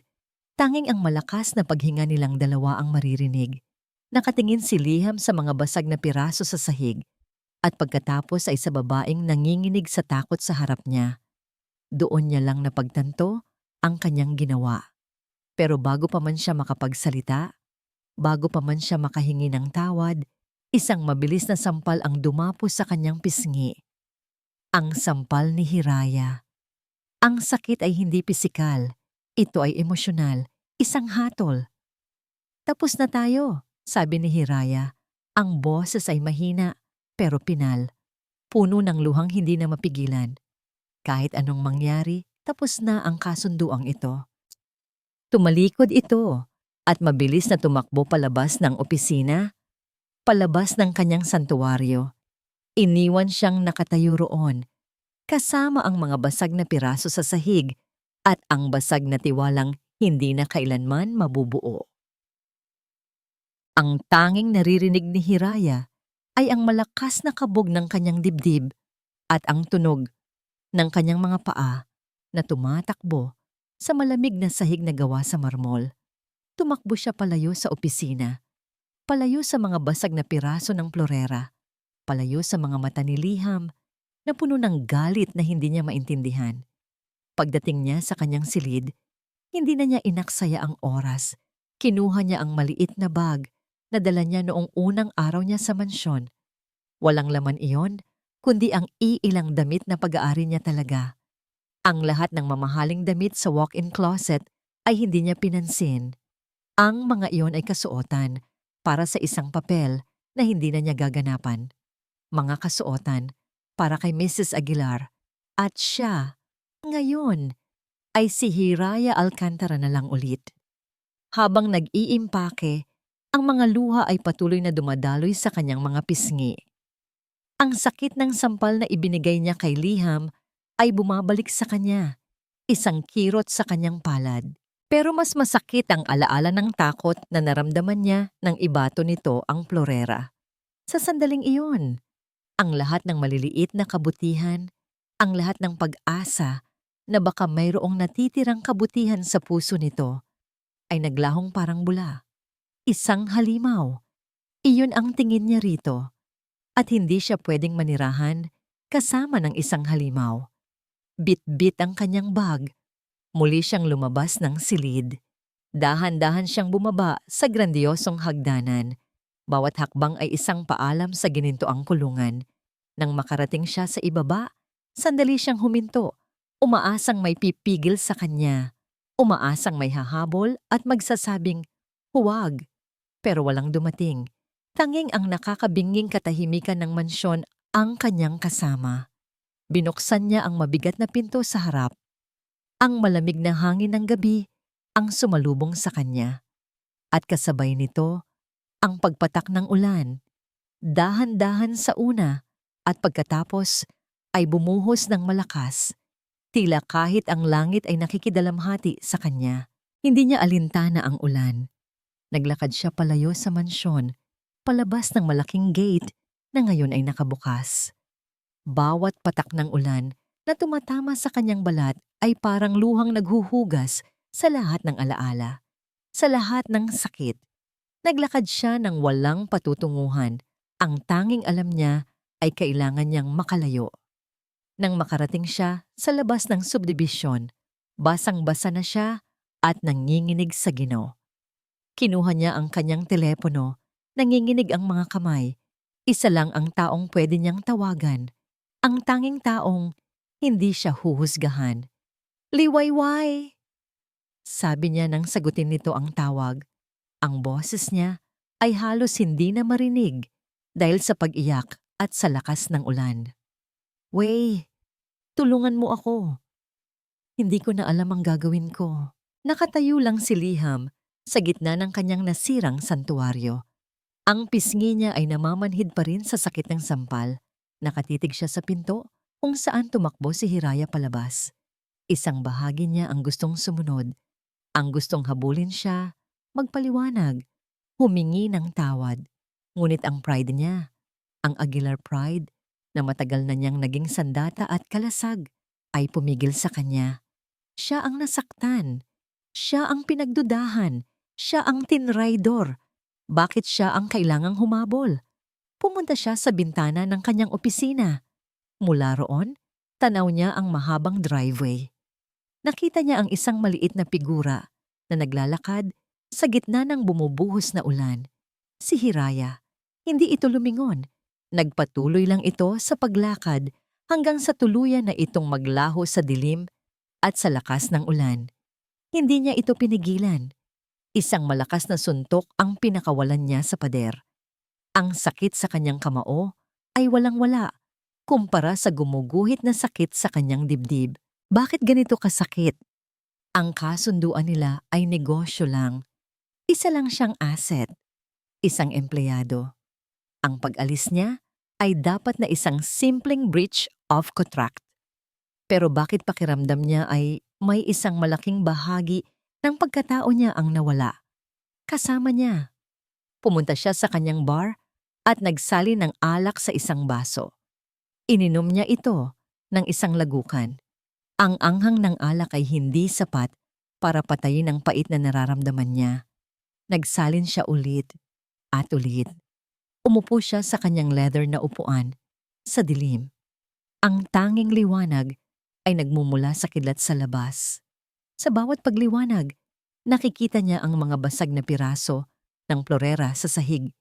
Isang simbolo ng kanilang relasyon, isang bagay na maganda sana, pero winasak ng galit at pagdududa. Kinuha niya ang marriage contract mula sa isang drawer. Ang papel na nagsimula ng lahat. Tinitigan niya ang pirma ni Hiraya. Isang magulong pirma na ginawa sa gitna ng kalasingan. At sa ilalim nito, ang kanyang malinis at perpektong pirma. Dalawang magkaibang mundo. Dalawang taong sinubukang pag-isahin ng isang kontrata, pero winasak lang ang isa't isa. Tapos na tayo. Ang mga salita ni Hiraya ay umalingaw-ngaw sa kanyang isipan. Ang pagsuko. Pareho na silang sumuko. Sumuko na siyang subukang protektahan ito. Sumuko na itong subukang intindihin siya. Lahat ng pag-asa na baka lang, may mabubuong totoo mula sa isang kasinungalingan ay naglaho na. Nawala na ang lahat. All is lost. Sa labas, patuloy ang pagbuhos ng ulan. At sa loob ng mansyon, isang lalaki ang nalulunod sa alak at pagsisisi, habang sa isang lugar sa syudad, isang babae ang umiiyak sa balikat ng kanyang kaibigan, basang-basa sa ulan at sa sarili niyang mga luha. Kinabukasan, ang ulan ay tumila na. Nag-iwan ng isang malinis pero malamig na umaga. Sa opisina ng Aguilar Group, isang babae ang determinado na pumasok. Hindi siya si Hiraya. Siya si Liwayway Castro. Ang resibo ng taxi ay nasa kamay pa niya. Ang muka ay seryoso at walang bahid ng takot. Kailangan kong makausap si Mr. Liham Aguilar, sabi niya sa receptionist. Sabihin niyo, tungkol ito kay Hiraya at hindi ako aalis hanggat hindi niya ako hinaharap. Ang umaga ay dumating na may kasamang matinding sakit ng ulo at mas matinding bigat sa dibdib. Hindi natulog si Liham. Ginugol niya ang buong gabi sa panonood sa mga basag na piraso ng florera sa sahig ng kanyang opisina, habang ang alak ay unti-unting nawawalan ng epekto at iniiwan siyang mag-isa kasama ng kanyang mga pagkakamali. Ang katahimikan ng mansyon ay nakakabingi. Wala ang presensya ni Hiraya. Kahit na sa mga nakaraang araw ay halos hindi sila nag-uusap, ang kaalaman na nandoon lang ito sa kabilang silid ay nagbibigay ng isang hindi maipaliwanag na pakiramdam. Ngayong wala na siya, ang mansyon ay bumalik sa dati nitong estado. Isang malaki, malamig, at walang kaluluwang istruktura.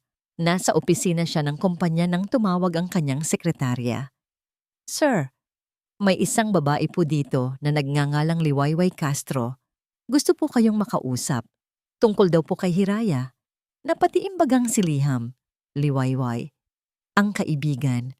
Ang unang instinct niya ay ang tumanggi. Wala siyang panahon para sa drama. Pero may isang bagay na pumigil sa kanya. Ang huling sinabi ng sekretarya, hindi raw po siya aalis hanggat hindi niyo siya kinakausap. Determinasyon, katulad ng determinasyon sa mga mata ni Hiraya kagabi. Papasukin mo siya. Utos niya. Ang boses ay magaspang. Pagpasok ni Liwayway sa kanyang opisina, walang bakas ng takot sa mukha nito. Tanging galit at pag-aalala para sa kanyang kaibigan. Hindi ito umupo. Nanatili itong nakatayo sa harap ng kanyang mesa, na parang isang hukom na handa nang magbigay ng hatol. "Ano ang ginawa mo sa kanya?" Diretsong tanong ni Liwayway.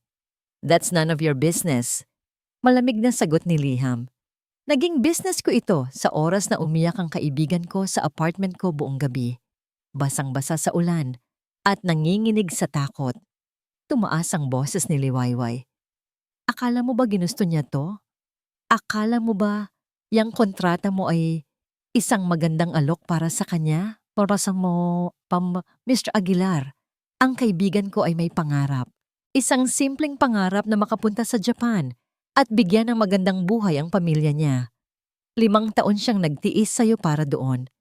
Tapos, sa isang gabi, sinira mo ang lahat." "Hindi mo alam ang buong kwento," sabi ni Liham. Pinipilit na manatiling kalmado. "Alam ko ang kailangan kong malaman," giit ni Liwayway. "Alam kong nasunog ang bahay nila. Alam kong nagkaroon sila ng malaking utang. At alam kong ginamit mo ang lahat ng yon para ikulong siya. Binigyan mo siya ng kulungan at tinawag mo itong kaligtasan. Anong klase kang tao?" Ang bawat salita ni Liwayway ay tumatagos sa pader na itinayo ni Liham sa paligid ng kanyang sarili. Ang mga salitang kulungan at kaligtasan ay umalingaungaw sa kanyang isipan. Iyon ba talaga ang ginawa niya? Mahalaga sa kanya ang pamilya niya, higit pa sa sarili niya. Pagpapatuloy ni Liwayway, ang boses ay medyo lumambot na, napalitan ng pakiusap. Kaya niyang isakripisyo ang lahat para sa kanila. At yun ang ginawa niya. Isinakripisyo niya ang pangarap niya, ang kalayaan niya, para maging asawa mo. Ang tanging hiling niya ay isang kakatiting na respeto. Pero kahit yon, ipinagkait mo pa. Ano pa bang gusto mo mula sa kanya? Pagkasabi noon, tumalikod si Liwayway at umalis. Iniwan si Liham na nakatulala. Ang mga sinabi nito, kasama ng mga naririnig niyang sinabi ni Hiraya sa telepono noong gabi ng sayaw, ay nagpinta ng isang kumpletong larawan. Isang larawan ng sakripisyo, hindi pagkakanulo, at biglang nagbago ang lahat. Ang galit niya ay nawala, napalitan ng isang malalim at nakakapasong pagsisisi. Mabilis niyang kinuha ang kanyang telepono. Hindi ang sekretarya niya ang tinawagan niya, kundi ang pinuno ng kanyang security team. "Ricardo," sabi niya, ang boses ay mabibilis at puno ng awtoridad. "Hanapin niyo ang mga nagpautang sa pamilya Alcantara. Bawat isa sa kanila. Gusto kong malaman kung sino ang nag-utos sa kanila. I want them. Sunod niyang tinawagan ang kanyang pinagkakatiwalaang private investigator. Isang taong iba sa ginamit ni Imelda. I-check mo lahat ng aktibidad ni Imelda Aguilar sa nakalipas na 2 buwan. Mga bank transfer, mga tawag, mga meeting. Lalo na, alamin mo kung may connection siya sa mga nagpautang sa San Pag-asa. I want results. Now, ang CEO mode niya ay bumalik. Pero ngayon, ang misyon niya ay iba na. Hindi ito para sa kumpanya. Ito ay para kay Hiraya. Hindi nagtagal. Dumating ang mga resulta. Mas mabilis kaysa inaasahan niya. Isang email mula sa kanyang investigator. Ang attachment. Isang CCTV footage mula sa lobby ng isang hotel. Malinaw na malinaw. Si Tita Imelda, nakikipag-usap sa 2 lalaking naka-jacket. Ang parehong mga lalaki na nagbanta kay Hiraya sa ospital. At pagkatapos, may inabot si Imelda na isang makapal na sobre. Ang lahat ay kasinungalingan. Isang setup. Si Imelda ang nag-orkestra ng lahat. Ang pagbanta, marahil pati ang sunog, para itulak si Hiraya sa desperasyon at pagkatapos ay gamitin ang parehong desperasyon para sirain siya. Isang malamig na galit ang gumapang sa buong katawan ni Liham. Ngunit kasabay nito, isang napakalaking kirot. Si Hiraya. Dumaan ito sa lahat ng yon ng mag-isa habang siya, na dapat sana'y tagapagtanggol nito, ay siya pang naging berdugo. Bigla niyang naalala ang isang bagay na matagal na niyang kinalimutan. Lumuhod siya sa harap ng isang malaking painting sa kanyang opisina. Sa likod nito ay isang wall safe. Inilagay niya ang kombinasyon, ang kaarawan ng kanyang yumaong ama. Bumukas ito. Sa loob, sa gitna ng mga titulo ng lupa at mga stock certificate, ay may isang manipis na sobre. Para sa kanya. Mula sa kanyang ama. Ang liham na hindi pa niya kailanman binuksan. Ang liham na kasama ng huling habilin. Nanginginig ang mga kamay. Binuksan niya ito. Anak kong liham. Basa niya. Kung binabasa mo ito, marahil ay nagtataka ka kung bakit ko inilagay ang ganoong kondisyon sa aking huling habilin. Hindi ito para sa kumpanya, liham. Ang kumpanya ay papel lang at mga numero. Ito ay para sa'yo. Nakita ko kung paano ka sinira ng ginawa ni Bianca. Nakita ko kung paano mo isinara ang iyong puso at nagtayo ng mga pader na kasing taas ng ating mga gusali. Natatakot ako, anak, na habang buhay kang magiging isang bilyonaryong pulubi. Mayaman sa pera, pero bangkarote sa pagmamahal. Ang pag-aasawa ay hindi isang transaksyon. Ito ay isang panata. Isang pagsuko ng sarili para sa iba. Pinilit kitang gawin ito dahil umaasa ako na sa proseso, sa pag-aalaga sa ibang tao, matutunan mong muling magtiwala. Matutunan mong muling maging buo. Sana ang babaeng mapili mo ay ang magiging gamot sa iyong mga sugat. Mahal na mahal kita, anak. Hanapin mo ang iyong Hiraya. Ang huling mga salita. Hanapin mo ang iyong Hiraya ay tumama kay Liham nang may bigat ng 100 taon. Napayuko siya. Doon, sa harap ng liham ng kanyang ama, ang makapangyarihang si Liham Aguilar ay napahagulgol na parang isang batang nawawala. Ang lahat ng sakit, pagsisisi, at pag-ibig na pilit niyang ikinubli ay bumuhos. Naintindihan na niya ang lahat. Ang kasal ay hindi isang parusa. Ito ay isang regalo, isang huling pagtatangka ng kanyang ama na iligtas siya. At siya, sa kanyang pagkabulag, ay ginawa itong isang sandata para saktan ang mismong taong maaaring maging kaligtasan niya. Mabilis niyang pinunasan ang kanyang mga luha. Ang pagsisisi ay napalitan na ng isang matatag na determinasyon. Kinuha niya ang kanyang telepono, hawak sa kabilang kamay ang ebidensya laban kay Imelda. Dinial niya ang numero ni Hiraya. Nagring ito. 1, 2, 3. Diretso ito sa voicemail. Sinubukan niya ulit. Voicemail pa rin. Pero hindi siya sumuko. Tumayo siya. Ang isip ay malinaw na ngayon. Alam na niya ang kailangan niyang gawin. Kailangan niyang itama ang lahat. Hindi. Hindi ako titigil. Sabi niya sa kanyang sarili. Ang mga mata ay nag-aalab. Hahanapin kita, Hiraya. Kahit saan ka pa magpunta. At sa oras na mahanap kita, hihilingin ko hindi lang ang iyong kapatawaran, kundi ang iyong puso. Ang Kalinaw Cafe ay naging kanlungan ni Hiraya sa loob ng 2 araw. Ang pangalan nito, Kalinaw, Kapayapaan, ay isang bagay na desperado niyang hinahanap pero hindi niya mahanap. Dito siya dinala ni Liwayway pagkatapos ng gabing iyon. Dito siya pansamantalang natutulog sa maliit na kwarto sa itaas, sa tulong ng may-ari na kaibigan din nila. Nakaupo siya sa isang mesa sa sulok, hawak ang isang tasa ng kapeng lumamig na. Nakatingin siya sa labas ng bintana, pinapanood ang mga taong naglalakad. Bawat isa ay may sariling kwento, may sariling direksyon. Siya lang ang tila nawawala. Ang isip niya ay isang magulong pelikula ng mga nangyari. Ang galit sa mga mata ni Liham, ang tunog ng nabasag na plorera, ang sakit. Ngunit sa ilalim ng lahat ng iyon, mayroong isang maliit na tinig na nagtatanong. Ang folder. Ang laman ng folder na nakita niya. Hindi yun ang inaasahan niya. Iyon ay mga dokumento na tila nagpapakita na tinutulungan siya nito. Katulad ka lang din niya. Ang sigaw ni Liham ay paulit-ulit na umalingaw-ngaw sa kanyang isipan. Sino si niya?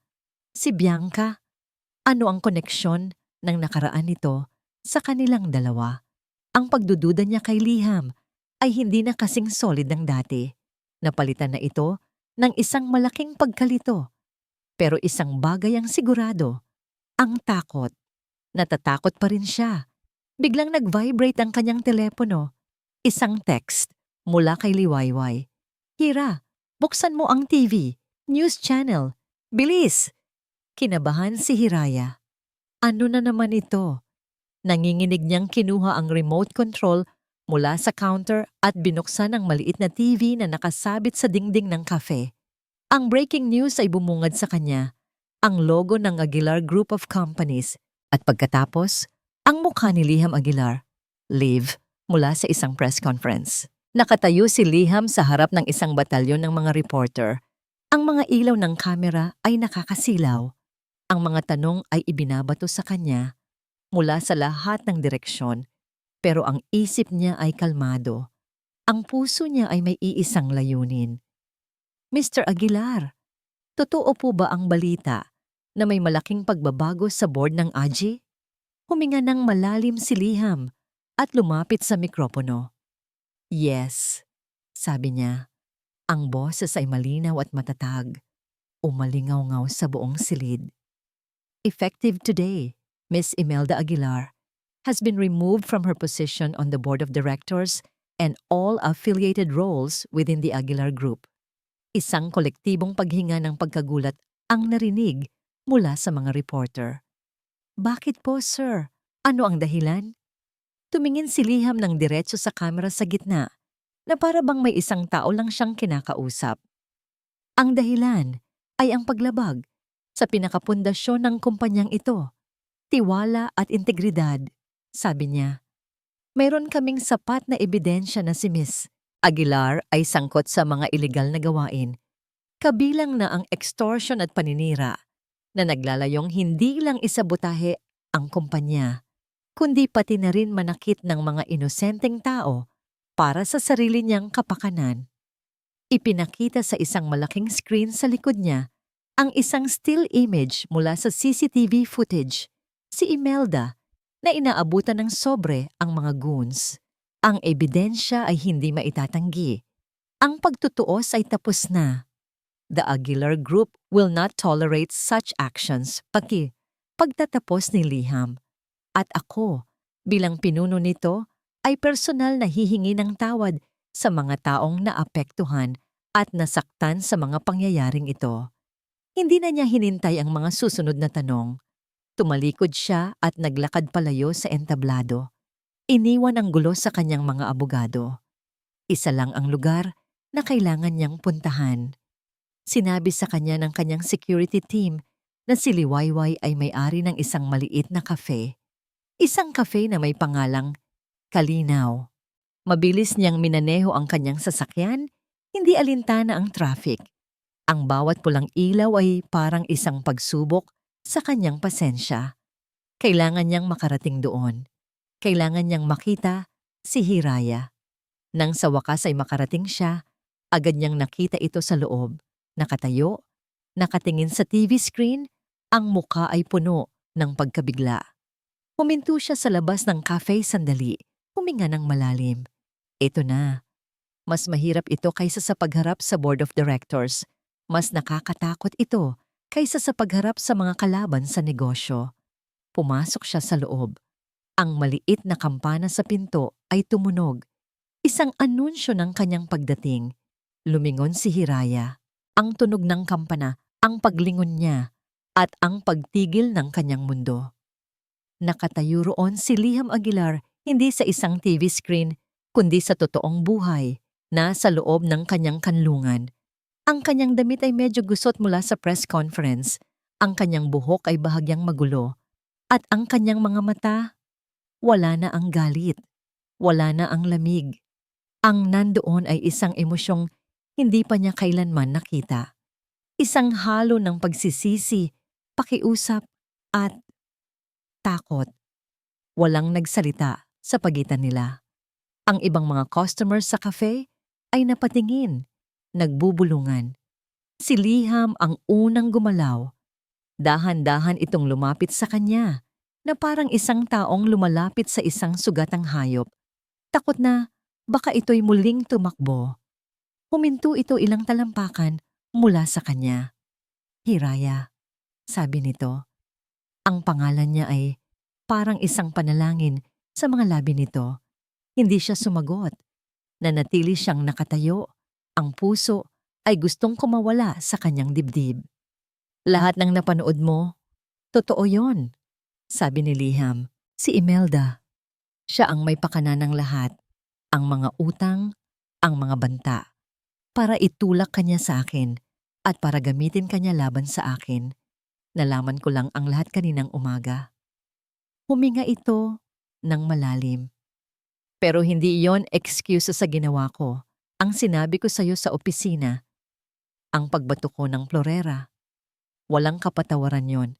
Nabulag ako ng nakaraan ko, nang takot kong muling pagkatiwalaan ng isang tao. At sa pagkabulag kong yon, ikaw ang nasaktan ko. Ang pag-amin, ang pagsisisi, ang mga ito ay unti-unting nagpapatag sa magulo niyang damdamin. Ang folder na nakita mo, pagpapatuloy ni Liham. Ang totoo, sinusubukan kong hanapin ang mga taong nagbanta sa pamilya mo. Sinusubukan kitang protektahan, pero huli na. Sa halip na maging protection mo, ako pa ang naging panganib. Dahan-dahan itong lumuhod. Sa sahig ng Kalinaw Cafe, sa harap ng lahat. Ang makapangyarihang si Liham Aguilar na kinatatakutan sa mundo ng negosyo ay nakaluhod sa harap niya. Itinaas nito ang kanyang tingin. At ngayon, nakita na ni Hiraya ang mga luhang namumuo sa gilid ng mga mata nito. Alam kong wala akong karapatan. Alam kong sinira ko ang lahat. Sabi nito, ang boses ay basag na. Pero nandito ako para humingi ng tawad. Patawarin mo ako, Hiraya. Para sa kontrata. Para sa paggamit ko sa'yo. Para sa pagsigaw ko. Para sa pananakit ko. At higit sa lahat, patawarin mo ako dahil natakot akong aminin sa sarili ko ang totoo. Anong totoo? Halos pabulong na tanong ni Hiraya. Tinitigan siya ni Liham ng diretso sa mata. Ang lahat ng pader, lahat ng maskara ay wala na. Ang nakikita niya ngayon ay ang kaluluwa ng isang lalaking nasaktan at natatakot magmahal. Na mula noong gabing nagsayaw tayo, may nagbago na bawat araw, hinihintay ko na lang na makita ka, na ang katahimikan ng mansyon ay nabasag ng presensya mo, na ang almusal ay nagkaroon na ng lasa. Ang totoo, Hiraya, ay mahal kita. Ang tatlong salita ay lumutang sa hangin. Mahal kita, Napahawak si Hiraya sa kanyang bibig, pinipigilan ng isang hikbi. Ang mga luha na kanina pa niya pinipigilan ay bumuhos na, hindi luha ng sakit o galit, kundi luha ng pagkabigla, ng pagkalito, ng isang emosyong napakatindi na hindi niya kayang pangalanan. Tumingin siya sa lalaking nakaluhod sa harap niya. Ang lalaking sumira sa kanyang pangarap. Ang lalaking nagligtas sa kanyang pamilya. Ang lalaking sumugat sa kanyang puso. At ngayon, ang lalaking nag-aalay ng sarili nitong puso sa kanya. Hindi siya nagsalita. Hindi siya gumalaw. Ang tanging nagawa niya ay ang tumitig dito habang ang mga luha ay patuloy na dumadaloy sa kanyang pisngi. Iniwan si Liham at ang lahat ng nakikinig sa isang nakabibinging katahimikan, nag-aabang sa isang salitang magdidikta sa kanilang kinabukasan. Ang katahimikan sa loob ng Kalinaw Cafe ay parang isang makapal na kumot na bumalot sa lahat. Ang tanging maririnig ay ang mahinang paghikbi ni Hiraya at ang tunog ng sarili niyang paghinga. Nakatingin siya kay Liham na nananatiling nakaluhod sa sahig. Ang mga mata ay puno ng pag-asa at takot, nag-aantay sa kanyang hatol. Ang isip ni Hiraya ay bumalik sa lahat ng kanilang pinagdaanan. Ang pirma ng pagkakamali, ang paghila sa kanya sa airport, ang nasusunog na bahay, ang malamig na mga patakaran sa mansyon, ang sayaw, ang bangungot, ang sunog na bacon, ang nabasag na florera, ang lahat ng sakit, at ang lahat ng maliliit na kabutihang nag-iwan ng mga bitak sa pader na itinayo niya sa paligid ng kanyang puso. Mahal kita. Ang mga salitang yon ay totoo. Nakikita niya ito sa mga mata ni Liham. Hindi ito bahagi ng kontrata. Hindi ito isang pagkukunwari. Ito ang pinaka-vulnerableng bagay na ipinakita nito sa kanya. Dahan-dahan, lumuhod din si Hiraya sa harap niya. Magkapantay na sila ngayon. Inabot niya ang kanyang kamay at marahang pinunasan ang luha sa pisngi ni Liham. Isang kilos na gumulat hindi lang kay Liham, kundi pati na rin sa sarili niya. Tumayo ka, mahinang sabi niya. Nag-aalangang tumayo si Liham. Sumunod din si Hiraya. Magkaharap sila ngayon, mas malapit kaysa dati. Ang sakit. Bulong ni Hiraya. Ang boses ay tapat at walang pagkukunwari.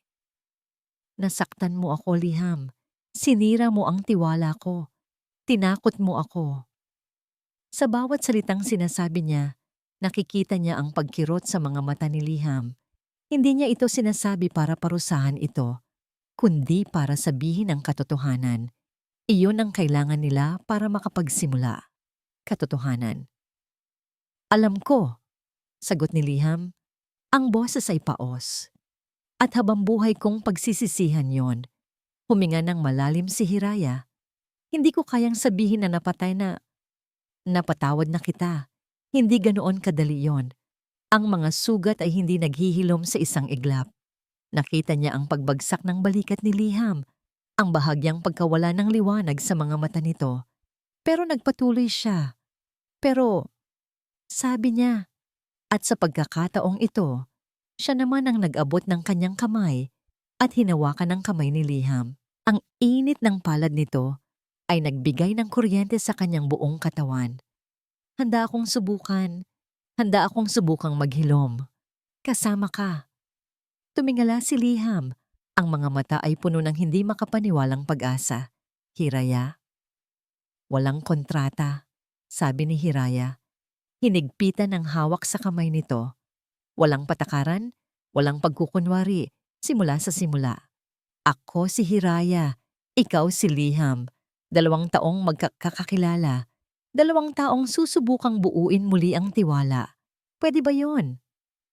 Isang nangiti, isang totoo, maliwanag, at napakagandang nangiti na ngayon lang nakita ni Hiraya.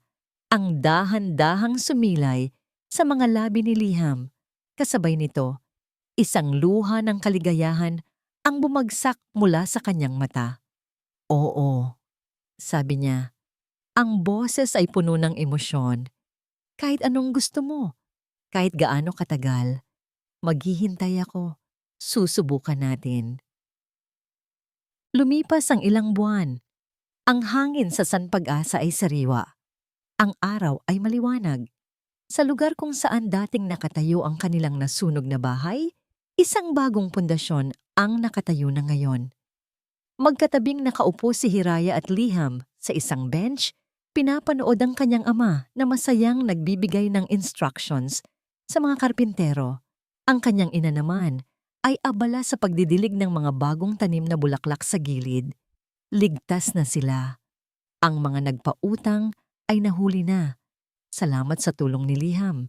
Ang utang ay nabayaran na. Masaya sila, sabi ni Hiraya, nakasandal ang ulo sa balikat ni Liham. Masaya ako, sagot ni Liham. Hinawakan ng kanyang kamay. Ang relasyon nila ay hindi perpekto. May mga araw na bumabalik ang anino ng pagdududa. May mga araw na ang katahimikan ay nagiging awkward, pero hindi na sila tumatakbo. Pinag-uusapan na nila ang lahat. Ang nakaraan ni Liham kay Bianca. Ang mga takot ni Hiraya. Ang proseso ay mabagal, pero ito ay totoo. Sila ay naghihilom. May kinuha si Liham mula sa kanyang bulsa. Isang sobre. Ano yan? Tanong ni Hiraya. Inabot ito ni Liham sa kanya. Binuksan niya. Sa loob, may 2 plane ticket papuntang Japan. Napatingin siya kay Liham. Ang mga mata ay nanlalaki. Hindi na ito ang pagtakas mo, sabi ni Liham. Ang boses ay malambing. Hindi ka na aalis ng mag-isa para magtrabaho. Aalis tayo para mamasyal, para makita mo ang cherry blossoms, para matupad mo ang pangarap mo. Ito na ang simula ng pangarap nating dalawa. Niyakap niya ito ng mahigpit. Ang puso niya ay umaapaw sa pasasalamat at pag-ibig. Isang pag-ibig na hindi perpekto, pero pinatibay ng pagpapatawad at itinayo mula sa abo ng kanilang mga pagkakamali. Mahal kita, Liham, bulong niya sa unang pagkakataon. Mas mahal kita, Hiraya ko, sagot nito. Hinalikan ang kanyang buhok. Magkahawak kamay sila, nakatingin sa itinatayong bahay, isang simbolo ng kanilang bagong simula. Ang kanilang pag-ibig ay hindi isang kwentong nagsimula sa mahika, kundi isang kwentong binuo ng 2 sirang tao na natagpuan sa isa't isa ang kanilang kapayapaan, ang kanilang pag-asa, ang kanilang tahanan. Natagpuan nila, sa wakas, ang kanilang sariling Hiraya. At dito po nagtatapos ang masalimuot, ngunit puno ng pag-asang kwento ni Hiraya at Liham. Mula sa kaibuturan ng aking puso, maraming salamat po sa inyong walang sawang pagsubaybay at sa paglalakbay ninyo, kasama ko hanggang sa huling sandali ng kanilang istorya. Ang pagsulat sa kwentong ito ay isa ring emosyonal na paglalakbay para sa akin. Habang isinusulat ko ang bawat kabanata, ramdam na ramdam ko ang bigat ng pinagdadaanan ni Hiraya. Ang lamig ng pader na itinayo ni Liham at ang unti-unting pag-usbong ng pag-ibig sa gitna ng kanilang mga pagkakamali. Nais kong iparating sa pamamagitan ng kanilang kwento na ang pag-ibig ay hindi isang perpektong larawan. Ito ay isang proseso. Isang masalimuot na sayaw ng pagbibigay, pagtanggap, at higit sa lahat, pagpapatawad. Ito ay isang paalala na kahit sa pinakamadilim na simula, mayroong pag-asang sisibol hanggat handa tayong buksan ang ating mga puso at bigyan ng pangalawang pagkakataon, hindi lang ang iba, kundi pati na rin ang ating mga sarili. Ngayong nabuklat na natin ang huling pahina, nais ko sanang marinig ang inyong saloobin. Ano po ang pinakapumatak na eksena sa inyong puso? Ano ang aral na inyong napulot? Ang inyong mga komento ay hindi lang basta mga salita. Ito ay nagbibigay buhay at inspirasyon sa manunulat na tulad ko. Hanggang sa muli nating pagkikita sa susunod na kwentong ating pagsasaluhan. Nagmamahal, Kwentong Puso TV.